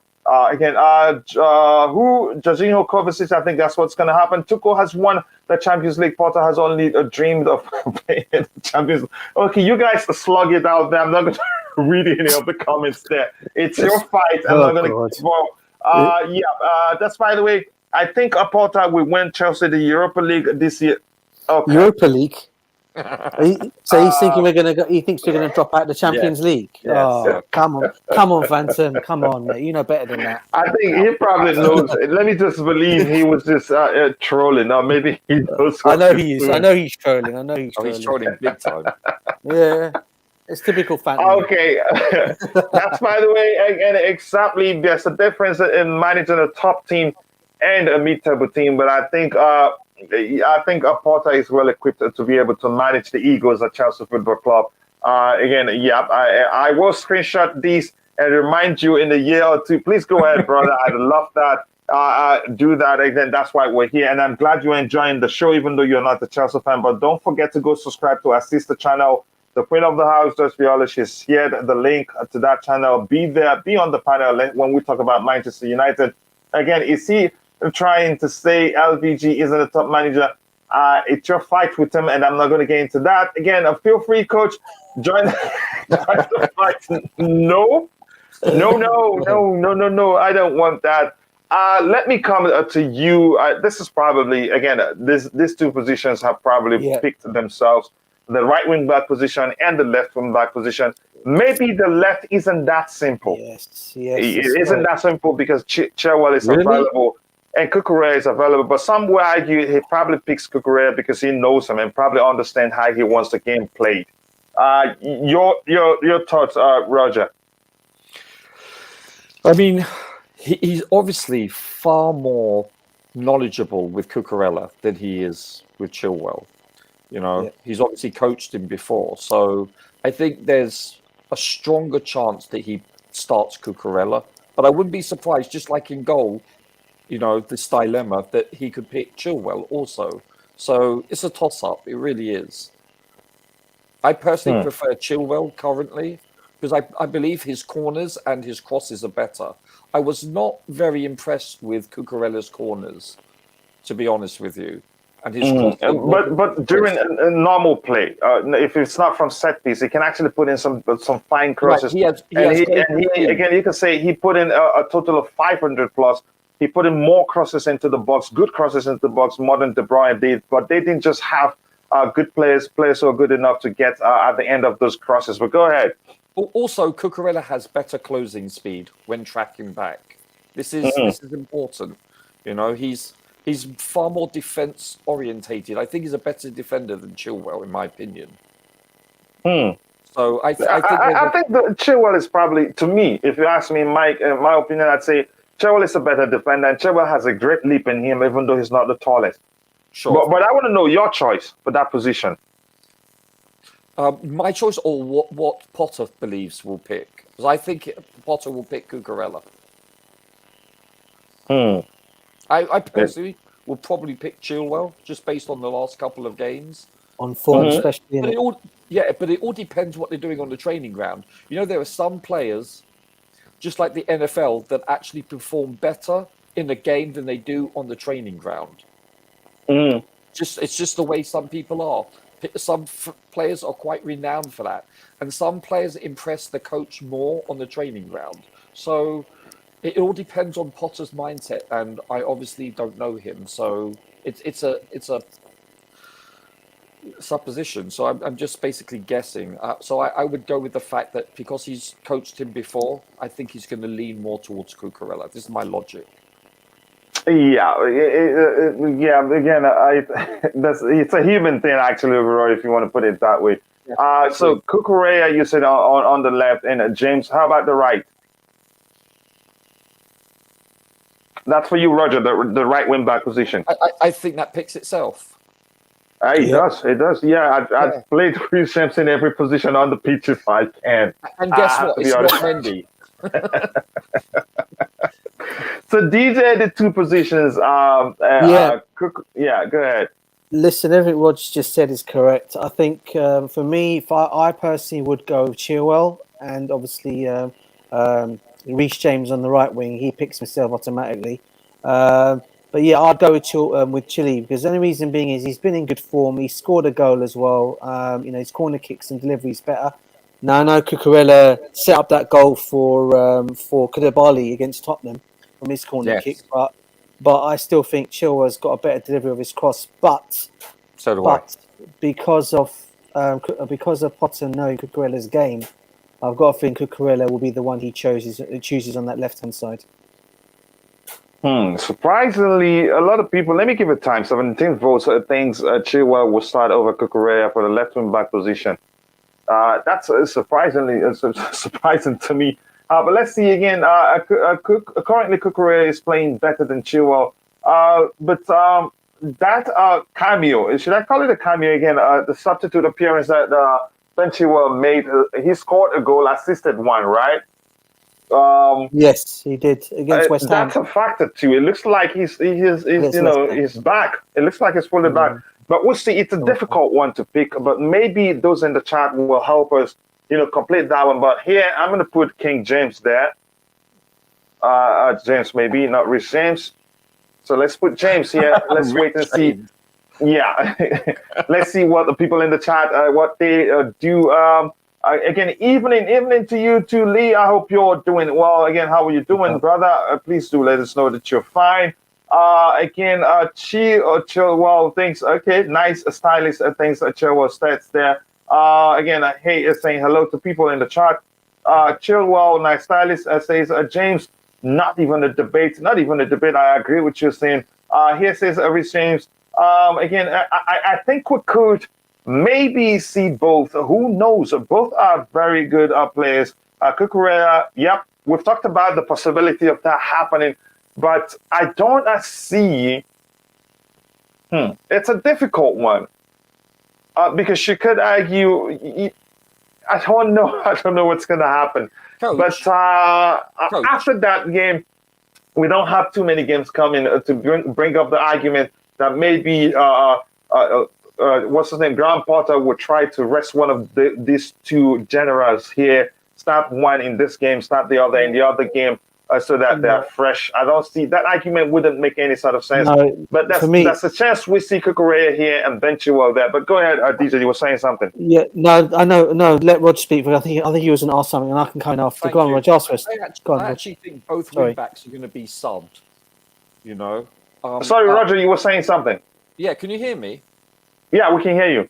Okay, so I think both wing backs are going to be subbed eventually. I would say after 70 minutes. I think you're going to see, if Cucurella starts, I think you'll probably see Chilwell come on for the last 15, 20 minutes, and same with Azpilicueta for James.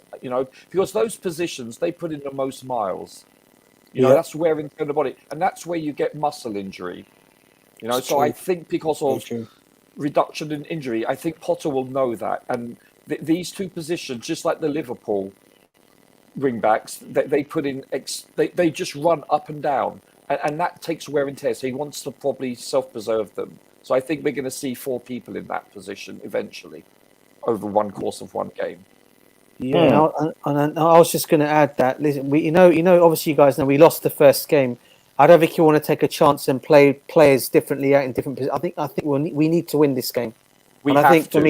I think that's why he won't mess around too much with the squad. He'll put them in the right where they should be. This is why I don't think Cucurella and Chilwell will start at the same time. I think he's going to play one or the other, and then you'll play one of the attacking players on the other side, which obviously we know is probably going to be Sterling on the left-hand side anyway.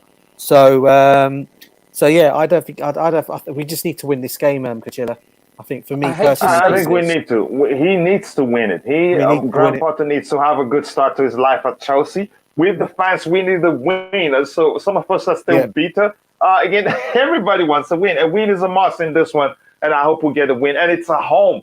Hopefully the new manager bounce factor comes into play, and we see the players trying to impress the manager, which will lead to a very, very good performance.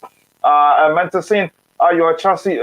Again, he's not a Chelsea fan, by the way. Again, he's just Cucurella is playing better overall. You could argue that I already told him you're not a Chelsea fan.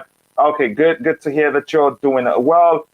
We have again, bro, bleed red all the way, and I want to see you on the sister channel. I hope you've subscribed to. Potter needs to revive Mason Mount. I don't know why he doesn't play much for Chelsea. Top talent. He plays much. Just look to me off late. He's looked mentally tired. That's how I see it. Surprisingly to me, we're not even how many games into the season and he's starting to look like that. So maybe something seemed off, and I just can't say what that is exactly. But good point right there. And I think Potter, if anybody is capable of reviving getting Mason Mount to start playing very well again, it is Graham Potter. Again, I hear and says again. I think it will be ungrateful of Tuchel. Again, Potter not to select Cuckoo as he was instrumental in getting Potter to the bridge, according to Fabrizio. I love you so much, the beautiful game. Do you see what he did there? Big up. He wrote Tuchel. Yeah. I crossed it out. And thank you very much for that. I needed that laugh. Again, brilliant from him. Liam Lane says he really knows Cucurella, so you would imagine he would stick with them. Again, that's a high chance that happens. So this comment here makes a really good sense. Up Chelsea, that's the truth. Follow Willie Manager, brother. Up Chelsea. We're going to win this one. So let me see what those in the chat think. It's close now. Cucurella 48%. Chilwell 52%. So let's leave it for a while. We'll come back to it. DJ, the 2-8 for you. Yeah, for me, look, I know people are having a go at him. One's got to be Mason Mount for me. I'd put him back in that team. I'd keep Kai Havertz in that team as well. And then, yeah, they're my 2-8s. They're my 2-8s. So to you, it's Kai Havertz. So definitely let's say Mason Mount. He start. Yeah. Maybe Potter will have English bias.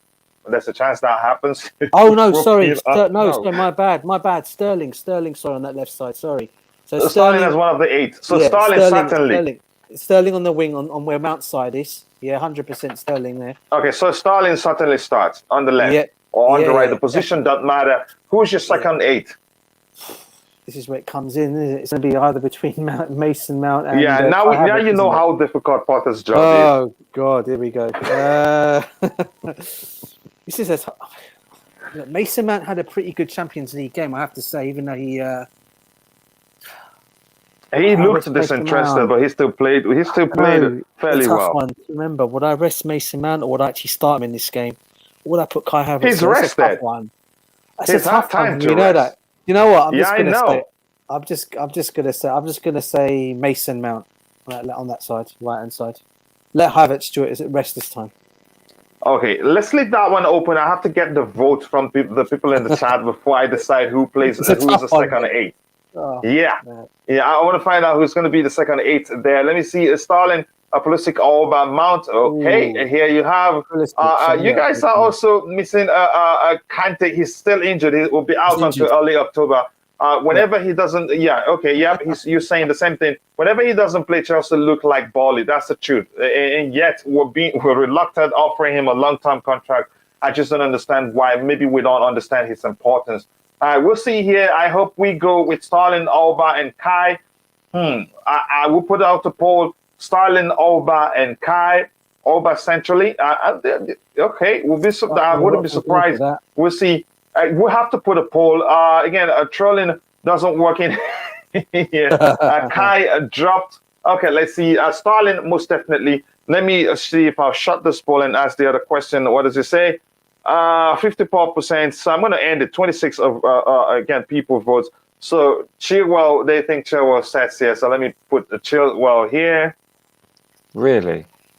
That's what, the vote. Again, 53% to 46, and I gave it enough time. So where we have an issue is the second 8. So let's see. Let me ask the question. Second 8 here. Yeah. Second 8. So we still have. I'll give them all the list. We have Christian Pulisic, so we have to add him because he usually plays in that position whenever he's on. Pulisic, Havertz. I don't think people will pick Havertz. But who else? Mount, right? Mount. You could even say 8. You could even say Conor Gallagher.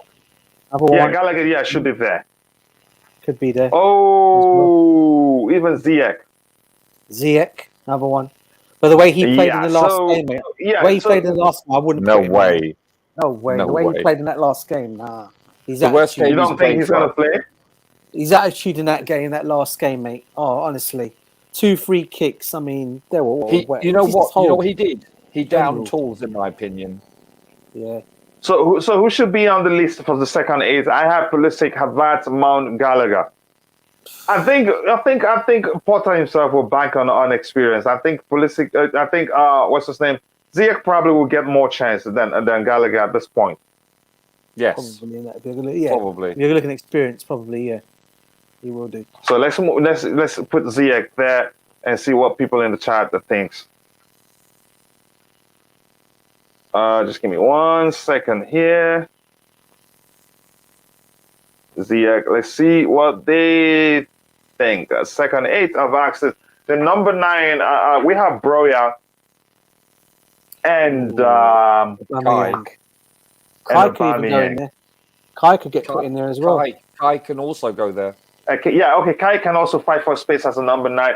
But I don't think. Probably Potter himself must have heard so much of the stories of him being played out of position, and probably if he knows him quite well, he knows it's better playing behind the striker rather than him being the striker himself. That's true. Yeah.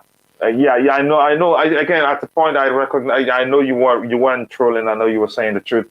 So, but what do you think, Roger? The number 9, it is. You could say Broja. I think it should be. I think most likely be Broja and Aubameyang. Yeah, I don't want. Well, it looked to me that Aubameyang wasn't match fit. He didn't look that into it. He looked. They shouldn't have started. Yes, I believe he should come on as a sub.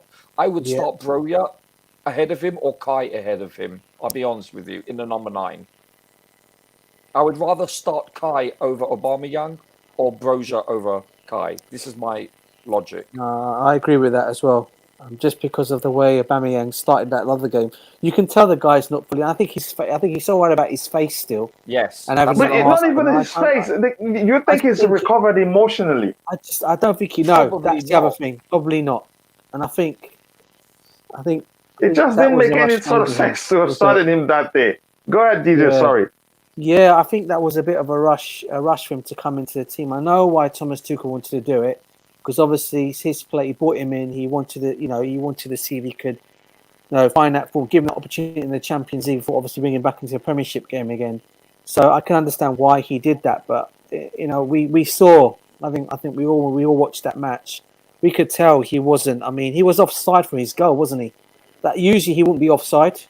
If you know what I mean. Yeah, exactly. Usually that will be in. It'll be in the back of the net, so he'll know what he's doing. But I just don't think he's fit. I mean, mentally, I don't think he's right because of this whole situation. His face is the other one, and I think he probably needs. I probably wouldn't bring Aubameyang in and probably until after the international break. To be honest with you, give him a chance to recover fully at Cobham, let him go on his training, whatever. He needs to do. Take a lot of days off, recover. Yeah, and then bring him back fresh after that. So I think to me, my choice is Broja. Your choice, DJ. You said who? It's either Broja or Havertz, but I'll probably will say Broja. Okay, I'll probably let's see who wins this one because I've been following the poll now. It's been going to Broja, Havertz, a 48 Mount, 48 for the second 8. It's 35 Mount between Mount and Havertz. Again, there's a serious problem there, so we're gonna give it time. But for the number 9, either one of them could start, or whether it's Broja or whether it's Kai Havertz. Exactly. That's exactly my logic. Either one. As a second 8, right? But we're waiting for those in the chats to make up their mind. Nine, bro. The 9. Okay. Yeah. Yes. So let's see what happens with the second 8. It's still a tie between Havertz and Mount. 20 for Pulisic, 10 for Ziyech. Okay, let's see. I got my eyes on Mount though. I think he will recover. He will do quite well. But probably my concern is that he'll probably gets confused even further if what's his name? If the new manager decides to play him in a different position. I don't think that would be a good thing. Practically, you'd be confusing him. Anyone but not Mount. Seri, Russia, relax. I think you could say it was a collective thing. The poor performances were witnessed, or underwhelming performance, if you prefer. It wasn't just Mount poor form. A lot of them, you could say. Maybe a new manager bounce changes everything. Right now, we have 80 people watching, and we have 52 likes. We need 53 likes, 47 more to get it to 100. Let's try and get it to 100 likes as soon as possible. I'd really appreciate that. Starling, Alba, and Mouse, you were saying something, DJ? No, I was just telling what you were just saying to everybody in the comments and smash the like button. Come on, everyone. You can do it. Yeah, people keep liking the video. The likes go a long way. Again, we are injured currently. Again, trusting the process for the past 11 years. Still hasn't looked this good in a while. Bringing it. I think here's the thing. Let me just tell you this. I know we're not on Soccer Perspective. As we wait for people in the chat to make up their mind and who starts as the second number 8, I think you have a good team now. And Anthony, what a start for him. And again, I don't think most Manchester United fans knows how good of a signing Casemiro is. Statistics show that the games that Casemiro and Fred, the games they've started together for Brazil, they've only lost for once. They've only lost one game. And believe me, with Casemiro on the pitch, when he's fully integrated into the team, Maguire will look like a prime John Terry. Give a prop this. I'm serious. Do you? You don't believe that, do you? Sorry, bro. The fridge. Harry Maguire. Keep him away from the bridge, bro. Honestly, don't want that guy anywhere. Nowhere. You know what? I'd rather take Webster from Brighton than take Harry Maguire to Chelsea. Let's put it that way. Honestly. But really, do you know why I said that? Yeah, I know.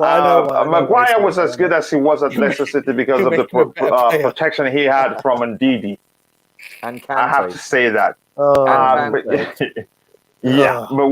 we'll see what happens. I think Manchester United, they'll probably get into the top 4 and do even better. Ten Hag, one thing, again, he has that he doesn't shy away from dropping any player he feels like won't be good for the team if that player starts, and that's a good thing. Again, start Pulisic, Ziyech, and Mount. Again, we'll see what happens. Here we have Havertz. Some people think Havertz. And Broya for the number 9 position. Afele and Tabela, I believe that's what you're calling for. Broya. And here we says Chelsea should sign Werner in January. Ronaldo and Neymar. Ronaldo and Rudiger. Yeah, keep going. How many Ronaldos? Look at Rudiger, how he played well. Again, Farway, you're confusing me right now. I have to be honest, brother. Again, here's my logic. Pulisic to please Todd. Alba picks himself. Again, Mount for English bias. Again, there's a chance that happens, but we don't know. I think Potter, he said to do a job and not pay attention who plays for the 3 Lions or not. The only one we should bring back is Billy Gilmore. I want him back. But it's too late. Yep. We can't do that anymore. Ronaldo won't be allowed to join Chelsea. Again, he has made that clear. Won't tell Ronaldo to any Premier League club or focus somewhere else. How long is it? How long the length of his contract? I think he's got 1 year left on his contract, I do believe. So probably he leaves on the free and join any other club he wants to join. Again, Todd Boehly wants him. Go ahead. I think he can talk to clubs in January about a move because I think he's on 1 year left on his contract. So there's still that possibility that, if Chelsea really, really wanted to make a mark for him and go for him, I don't see why he can't come to Chelsea. But I know why Manjit saying it, because obviously he's a United fan and he sees obviously Ronaldo. He can't see Ronaldo joining any other Premiership club. But I've seen it happen before with other players going to a rival football club. It's nothing new. So if he wants Champions League football and no other club wants him, I don't see why he won't come to Chelsea if we want him. So don't rule that one out, mate. Don't rule that one out. That's all I'm saying. Yeah, I won't. And seeing here says, love Fred, love Casemiro, but please, not Maguire. Yeah, he's a much better Pepe. I'd rather play 39-year-old Pepe. Pepe is a much more, you can say, intelligent player than Maguire is. Chelsea have various options in the front there. It can either be Sterling, Aubameyang, Broya, Sterling, Aubameyang, Havertz, or Ziyech, Broya, Havertz, or Sterling, Broya, Havertz, or Mount, Aubameyang, Broya. Some work there. You did some work there. That's not easy. Broya as a number 9. Coach thoughts on Dennis Zakaria. He's a fine player. He's a good number 6. You can say he could fulfill the DM role very well. If we decide to play a back four, we need a single pivot. I think he can help us do that. Or 4-3-3. let's see. Hopefully, we see a case similar to that of Kovacic. Juventus don't want him because Allegri, he hasn't, he's failed to utilize him very well. Maybe we'll see the best of him at Chelsea, and then he starts firing all cylinders, and we'll buy him for, I think, was it 30 million euros? That's for cheap, given the quality of again he brings to the team. Here, anything else to address here? Lee says you might find that we will be playing 4-3-3. There's a chance that happens. No. He's known to switch it up every now and then. Zakaria is a very good player. I like him, and I like him too. Strong, physical. Ziyech for number 10. I think he'd fulfill that role very well. Here's the thing. Did he do well in the last game he played? I'd say no, but it wasn't just him. Nearly, you could say the whole team was awful. Ziyech is actually the best passer we have on the team. He's the one that, he's got great vision. He can shoot. You could argue, actually, he's the best shooter we have on the team. Yeah, but Coach, every time I talk about him, I hardly finish talking about him without talking about how he adds pace to his passes. And before opposition defenders or players could do anything, the pass usually gets to where he wants it to get. But we haven't seen that for a while. You could argue it all comes down to how Thomas Tuchel treated him this last season when he was on form, but I'm not going to talk about that. I love Thomas Tuchel, and I'm not here to blame him. It says, I'll be right back. Yeah, I missed you saying that, Lee, but we'll be ending very soon. We might see Bali suggest a new 4-3-3 system. I don't think that's actually the truth. The 4-4-3 system, which is 12 players in total. I think it's absolute nonsense. If in fact that happens and Thomas Tuchel somehow licked it, then he's petty. I've said that. This is the second time I'm saying that. So I don't think it happened. I love Ziyech, but he was the worst versus Zagreg. Yeah, a lot of them were. At least he got a shot on target. I wouldn't say he was the worst. Again, 67 people watching and 54 likes. If you haven't, please do take a second to like the video and also do subscribe to the channel if you haven't. So I'm going to leave the poll for a while we talk. Let's see if they will help us finish the picking there. Coach, yeah, go ahead. Can I talk? I understand what you're saying about Ziyech, Coach. I really do. But that's solely based on the fact when he's not confronted. A lot of the time, he's out-muscled off the ball. He's of a very slight stature, Also, I've noticed, with the exception of 1 or 2 games, when he loses the ball, he doesn't track back. And you just see him throw his arms down in frustration and doesn't try to recover. Now, I have seen him do the opposite where he does, but normally the case is like our last game. That's not the norm, but he was so frustrated. You could tell it looked like he was downing tools. But most of the time, he's a very yes. You are correct in your observations about him. He's a very good passer, but that's only when no one's around him. When you get a defender or two coming up to him, invariably he loses the ball. Pushed off the ball easily, isn't he? Yeah, easily. Just quickly, Ball's version was 4-4-3, not 4-3-3. But that's not me saying he said that. I don't believe that, really. But go ahead. Sorry, that's a good point there, Roger. Go ahead, DJ. That's my only criticism of COVID.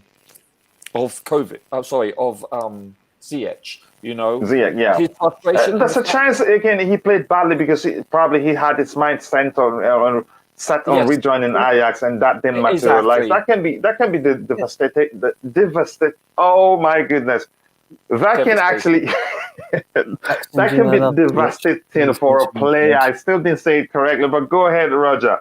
No, I understand his dismissal. I'm talking about previous games, like last season. More often than not, he was out-muscled off the ball, and when he a lot of the time when he does have space, he does make crisp, beautiful curling left foot passes. You're correct, but when he's confronted, when he has a defender bank on him, guess what? He loses the ball or his passes aren't accurate. This is often the case, not just one. So I don't think he's suited for this league, just like Jorginho. I think he's too slight of a person, his build. He's not big and strong enough and not fast enough either. Honestly, I have to say, towards the end of last season, I think he improved physically. He was defending. He was winning, even winning every duels. I was surprised. I think, but again, I truly do understand your points there. So DJ, you want to say anything about that? Yeah, I was just going to say a couple of things really. With any player, it doesn't matter if it's Ziyech, if it's whoever it might be, right? People go around. It seems to be the old cliche, you know, the way the manager treated me, right? Well, look, at the end of the day, right? Yeah, you know, if you're not playing for the manager, you're playing for Chelsea Football Club. Yeah, you're not playing for the manager. You're playing for that club that pays your wages every week. That's playing for that badge. You know, that if the players show that much concern, if he had his heart on wanting to leave Chelsea, I said it all along. Any player that doesn't want to be at their football club, then leave. Just go. You know, we'll replace you. It's not a problem to replace you if you don't want to play for the badge. Okay? Because at the end of the day, people go around using this whole thing of blaming the manager. I used to do the same thing with Avram Grant, to be fair. There were certain players under Avram Grant that didn't want to play for him. But then I'm thinking to myself, as much as I didn't rate Avram Grant as a manager, what I was saying at the same time, and I said it back then as well, well, you're not playing for Avram Grant. You're playing for the football club that pays your wages week in, week out.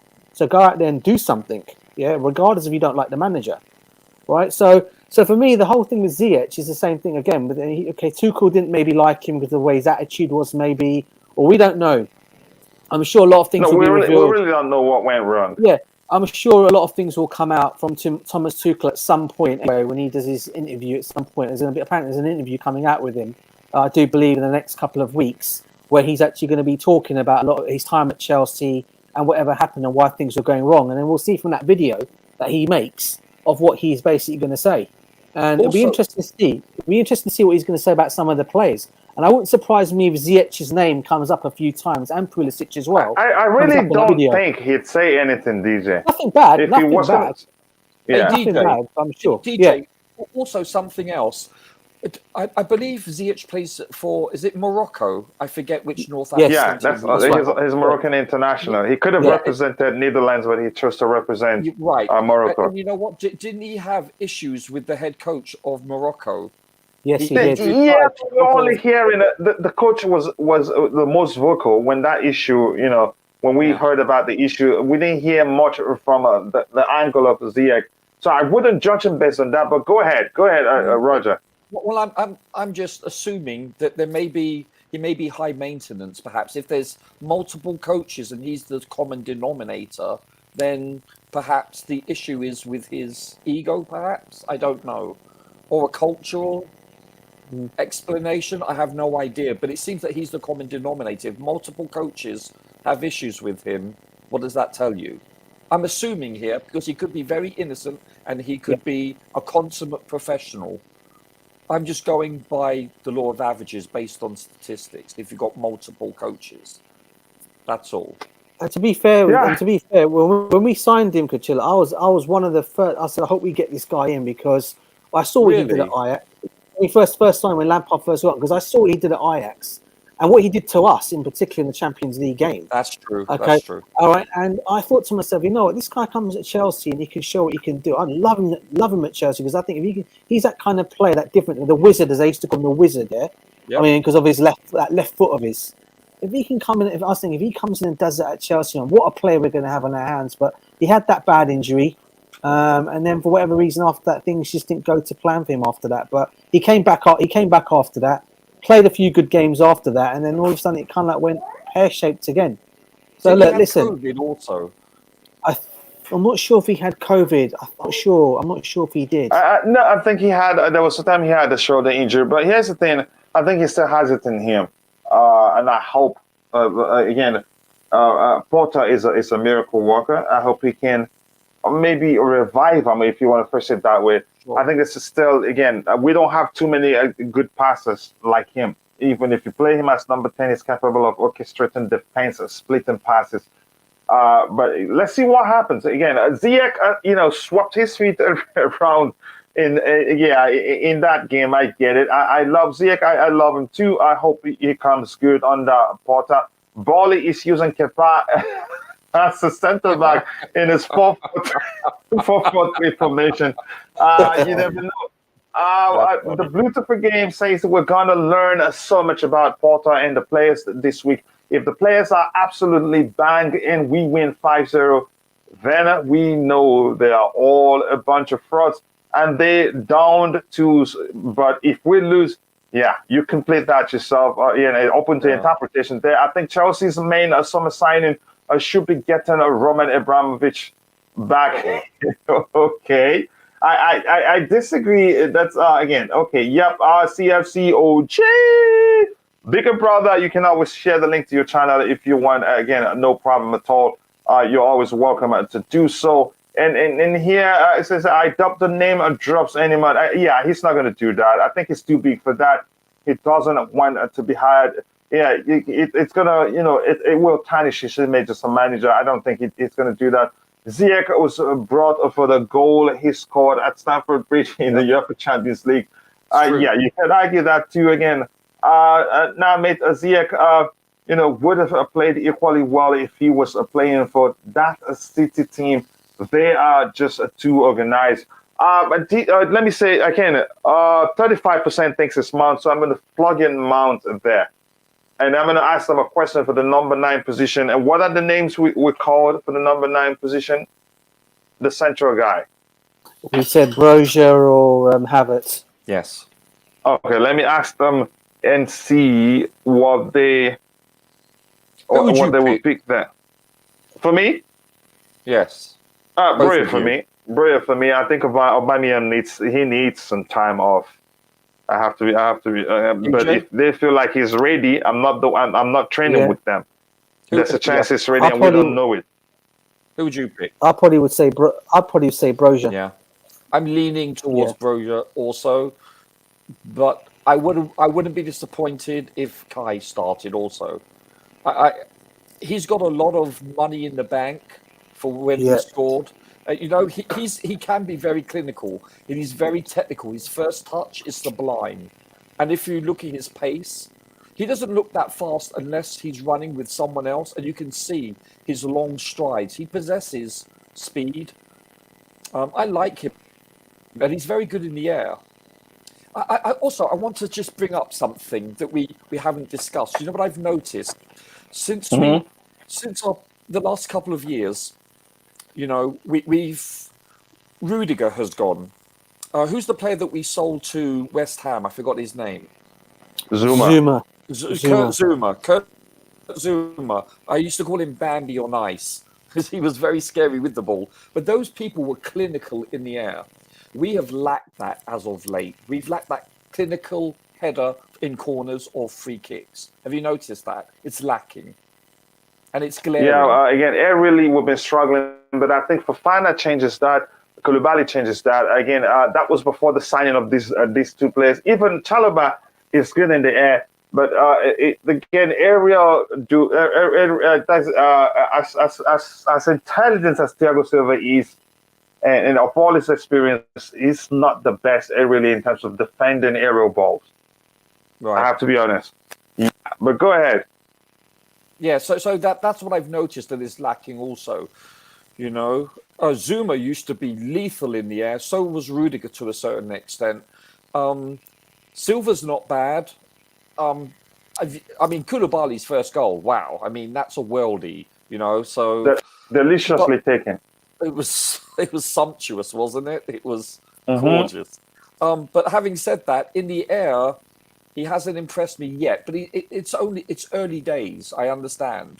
But from my opinion, this is what we're lacking. We used to be lethal historically with JT, etc. And I just don't see that at the current moment. Hopefully that changes. Hopefully that changes soon, because I think that's an important phase and component of scoring, of winning matches, is the aerial component. And currently, this is something that we are indeed lacking.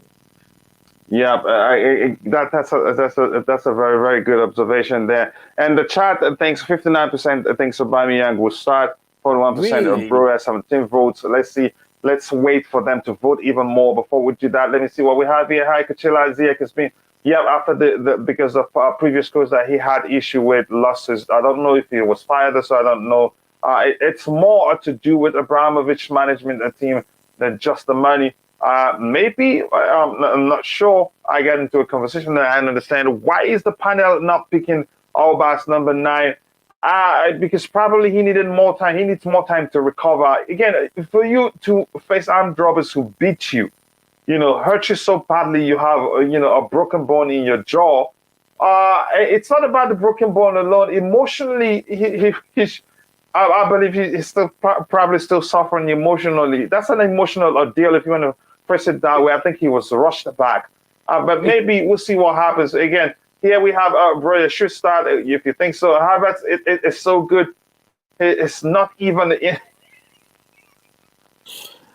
Now, can I just say something about Havertz? I think a lot of fans have been criticising this guy. Yeah. I think it's wrong. The guy is unfairly, you could argue. The guy's a class that player, and I would have him in the Chelsea team any day of the week. I agree wholeheartedly. I just think I know people keep saying, he's getting the plaudits because of his Champions League goals that everyone's holding.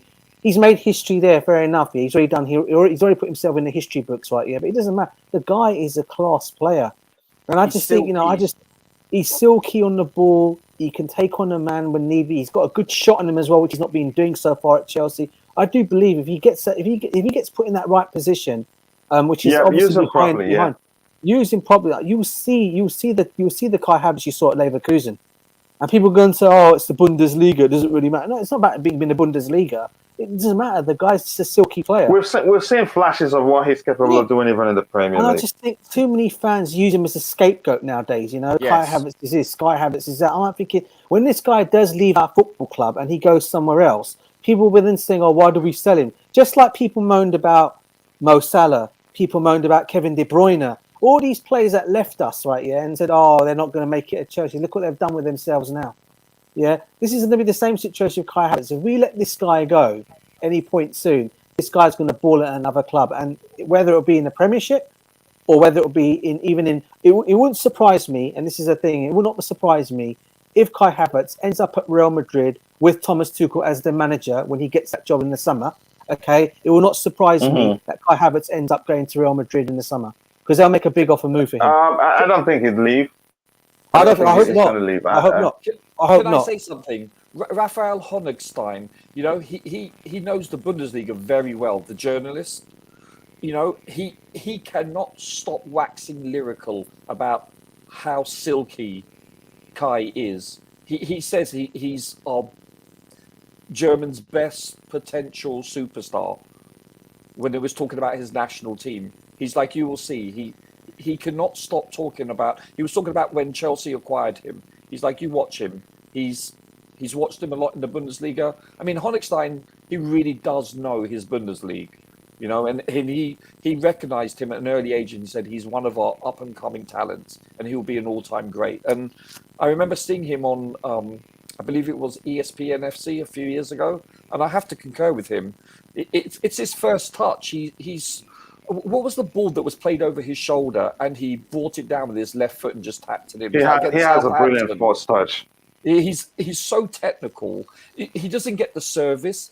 I don't think we've seen him at his best yet, Coach. I really don't. We've not seen anything close to his best. I can assure you that. His best is you could say lack of proper service because he makes some good runs. He makes some dynamic runs, but in most cases we don't find him yet. And he's good in he's big, Yeah, and he's a creator too. He's a creator, but unfortunately, we haven't utilized him in a manner that he'd get the independence, to express himself as a creator, not just as a finisher. But that's, by the way, here we have AD Love publicists, according to Romano Todd, had conversations about Potter during Cucurella's discussions. So plans have been there before. Before the Dynamo defeat. We know that Alba is one of the best strikers that the game has ever seen. It is like the world has forgotten how dangerous, he used to be.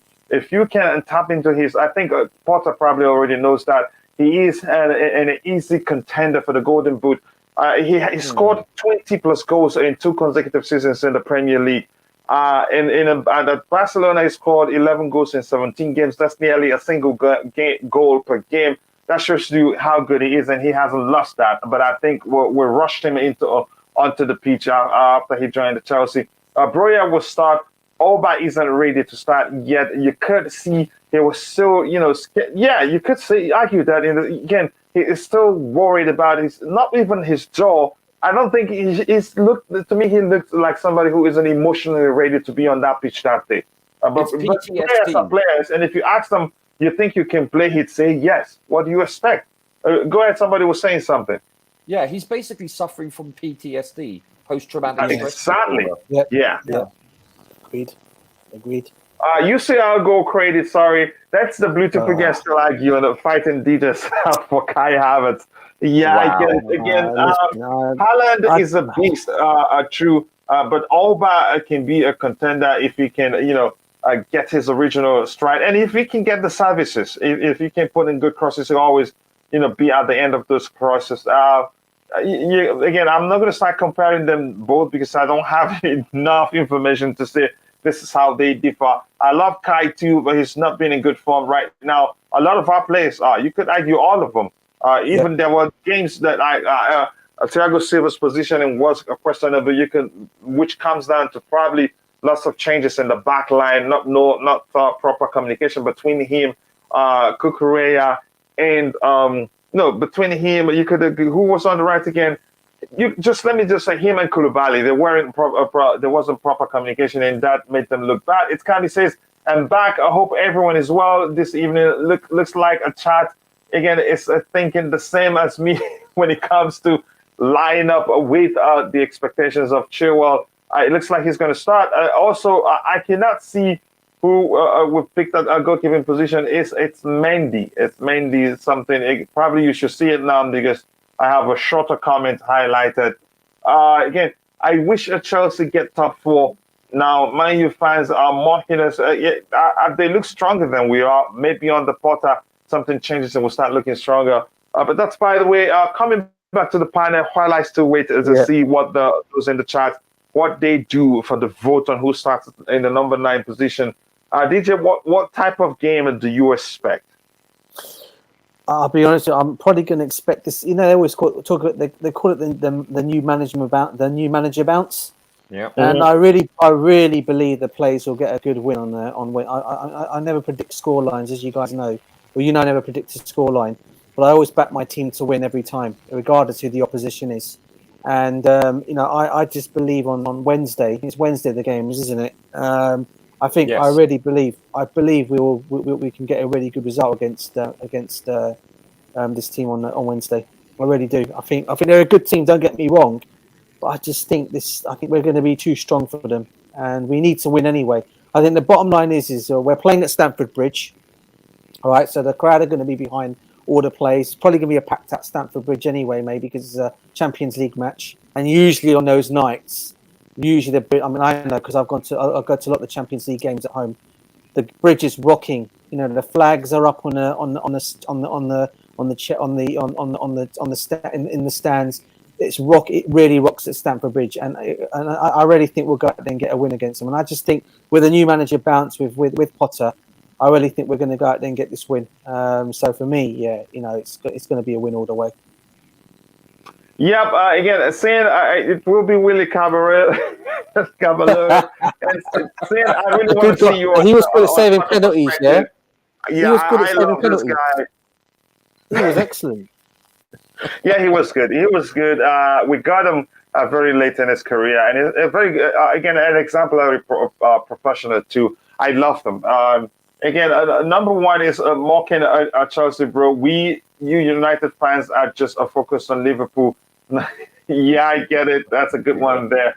That's, by the way, again, Roger. Before we close the poll and then plug it in and call it a day. Your thoughts? What type of a game do you expect? And if you're in the chat, let us know the type of game you expect and what you think the outcome of the game will be. I honestly, I'm looking for one thing, and that's a clean sheet. I'm defensive-minded. I'm a keeper. I think it's imperative that we try to keep a clean sheet, and more, also equally important is that we don't look fragile at the back, that we look composed. And I think with this lineup, assuming there's no injuries, I think that's what will transpire. I think in all likelihood, we're going to have the majority of possession. My only concern is the lack of creativity. Yeah. But who knows? You know, DJ's right. I believe there's going to be a huge bump, new coaches bump. I think that's a given. If there's not, then I'm concerned. You know, but as I said, I'm more worried about going forward. We need to be more clinical. It's simple as that. This is our Achilles heel. We are not clinical. We produce and have produced since Tuchel came in. We've produced the most chances. That stat blows my mind. So what does that tell you? We're not being clinical. Yeah, the conversion rate is awful. It's appalling. You know, it's simple as that. So if we concede early, we're going to look fragile. So we need to be strong defensively, and going forward, we need to control, especially the midfield. These are the keys for me. It's the spine of the team, from the goalkeeper all the way up to the middle. You know, it's simple as that. That's the strength of a team. You need a strong spine. Yeah. Let me see what we have in the chat. This 58%. It looks like it's a bummy. Go ahead, DJ. You were saying something. No, you're gonna go to the chat, bro. I was just reading Mantajet Singh's comments.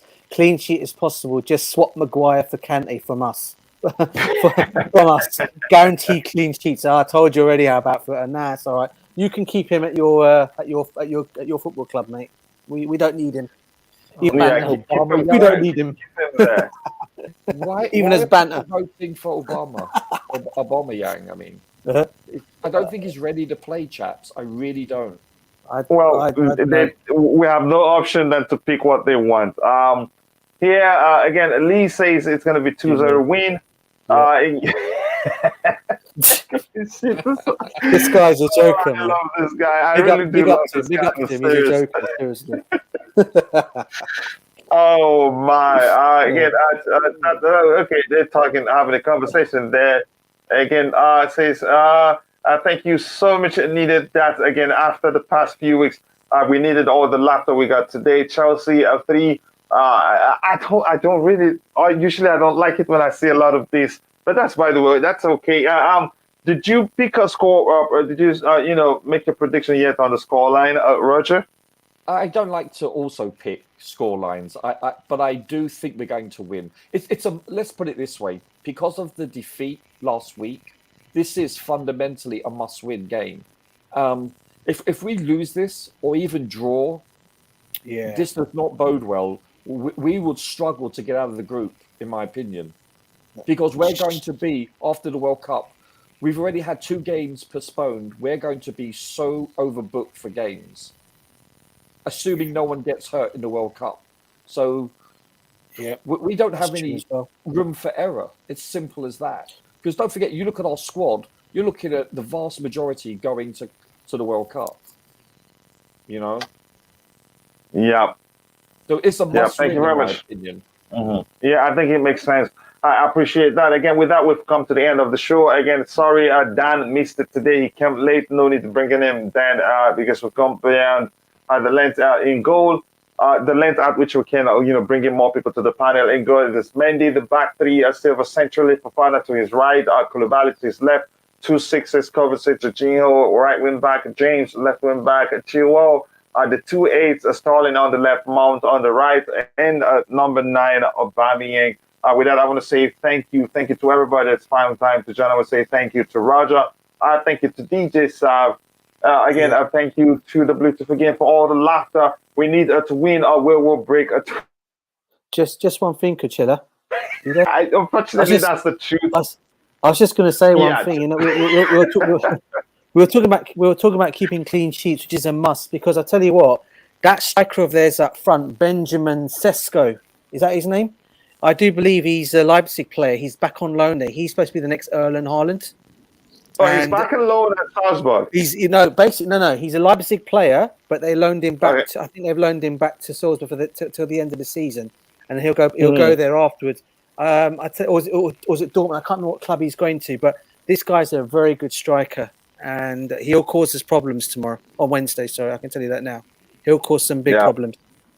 Yeah, thank you very much. I want to say thank you to Sin. Again, it should be an easy win for Chelsea. Majority of Salzburg teams is injured, but whenever that happens, that when I expect the worst from Chelsea. But a lot of factors on our end. New manager on our side, new manager bounce. Reaction needed from the boys after that loss against Zagreb.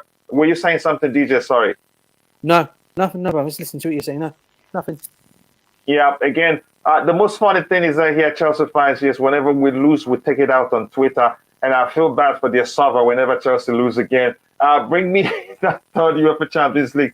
I hope it happens. Again, Aubameyang is going to score. I hope to see that. Again, up the Chelsea. And I want to say thank you to, thank you to Raja.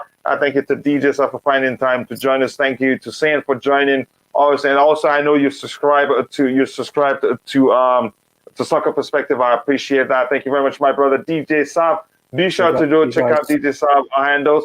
Follow him. He will launch his channel. I'm not going to give you a date, but be ready. It's going to be huge, and I'm going to be part of it. And Roger here, again, I'm not sure Roger wants to share his Twitter handle, so we'll talk about that in private. It's Kami. Thank you for finding time to join. Kimso, thank you very much. I appreciate that. Lee, thank you. And who again, did I miss anybody? And then Maya, thank you. Again, the Queen of the House, thank you for finding time to join and helping keep the house clean. Liam, Lane, Liam, thank you very much. I appreciate you finding time to join. With that, we come to the end of the show. I want to say thank you to everybody that found time to join us. I cannot thank you guys enough. Thank you. See you guys next time. God bless us all, and bye. Peace, everyone.